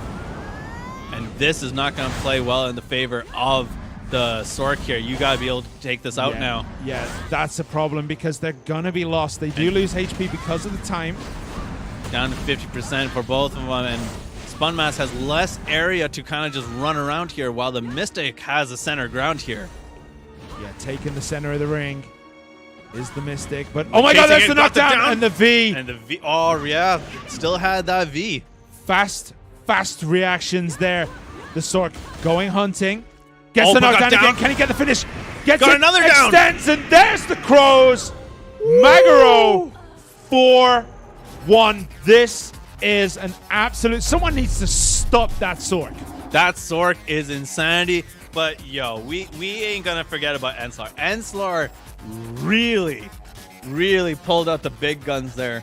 and just took it down to the 1v1, baited them out, and unfortunately got caught, and then the Crows came out. And I mean, Cat Paradise, take a bow. yeah, Cat Paradise is insane.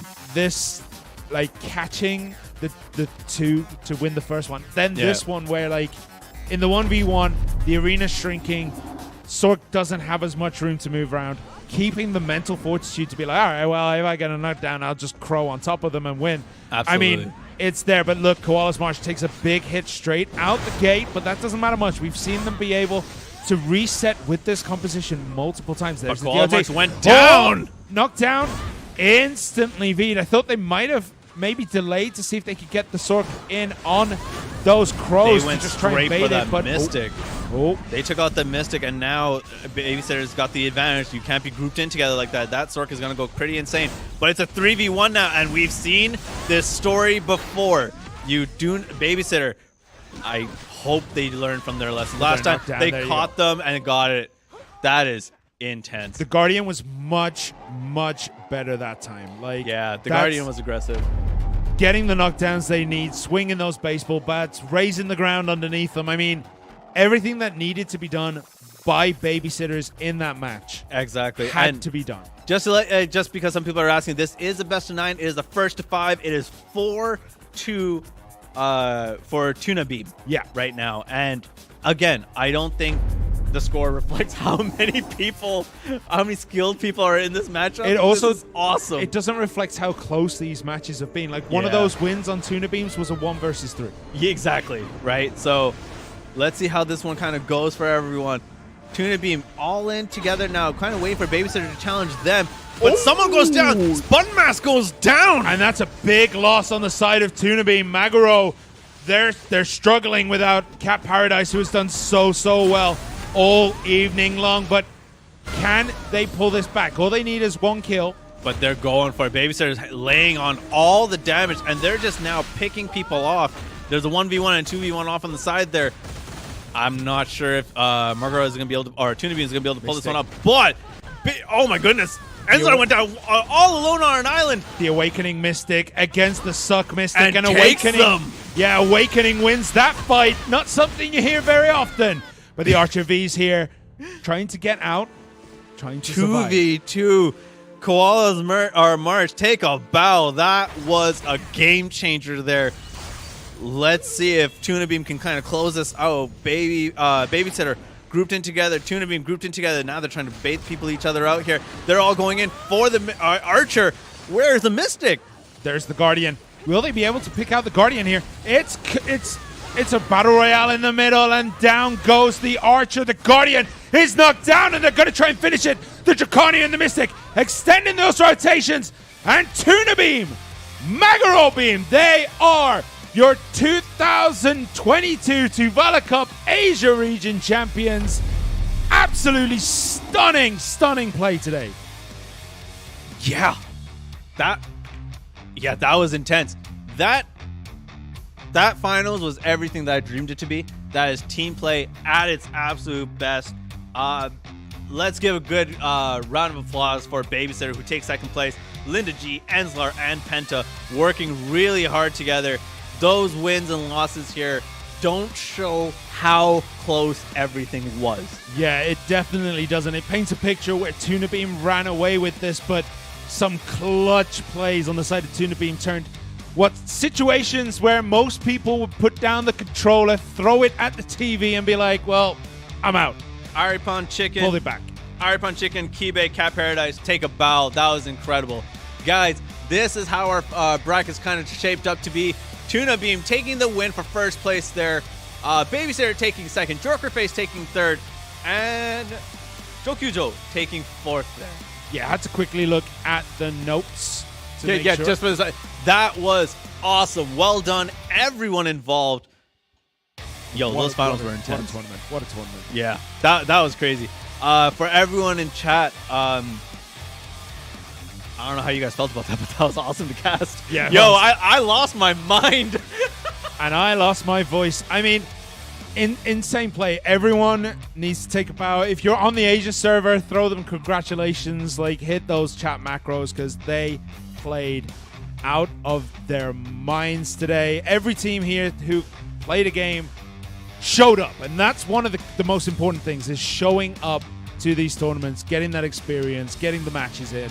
Absolutely. Great. And honestly speaking, with like, and again, as much as I keep joking about like, oh man, my Mystic Learn thing, to see both an Awakening and Suck Mystic not be like, you're better than I am, or whatever the case may be, that was intense. I got to see a lot of great team plays there. Yeah. A lot of strategy involved. That was awesome. Well, ladies and gentlemen, we do have a coupon prepared for you.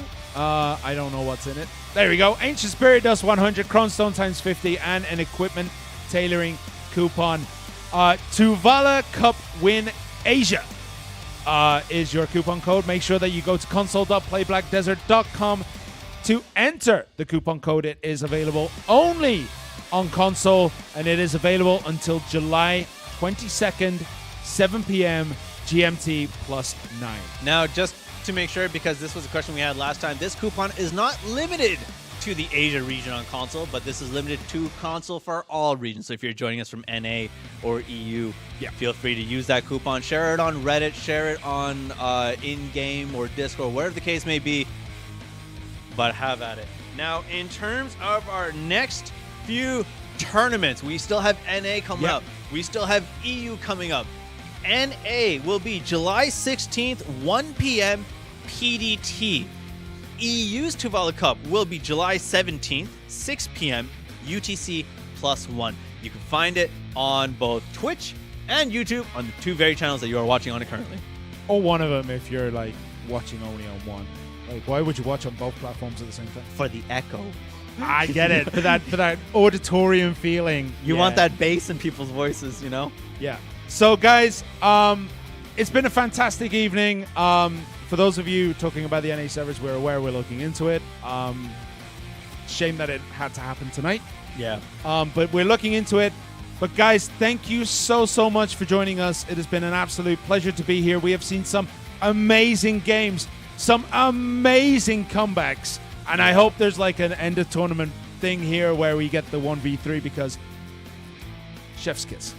For people who are asking what the code is, it is TUVALA Cup Win Asia.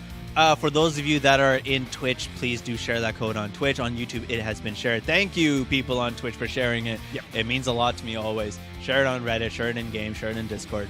Do whatever you need to do. Let people know what the code is. But yes, that is it. Yep. Guys, again, thank you so much for joining us. It has been an absolute blast to be here in front of you all. And I guess we'll see you all next time. See you guys. Thank you.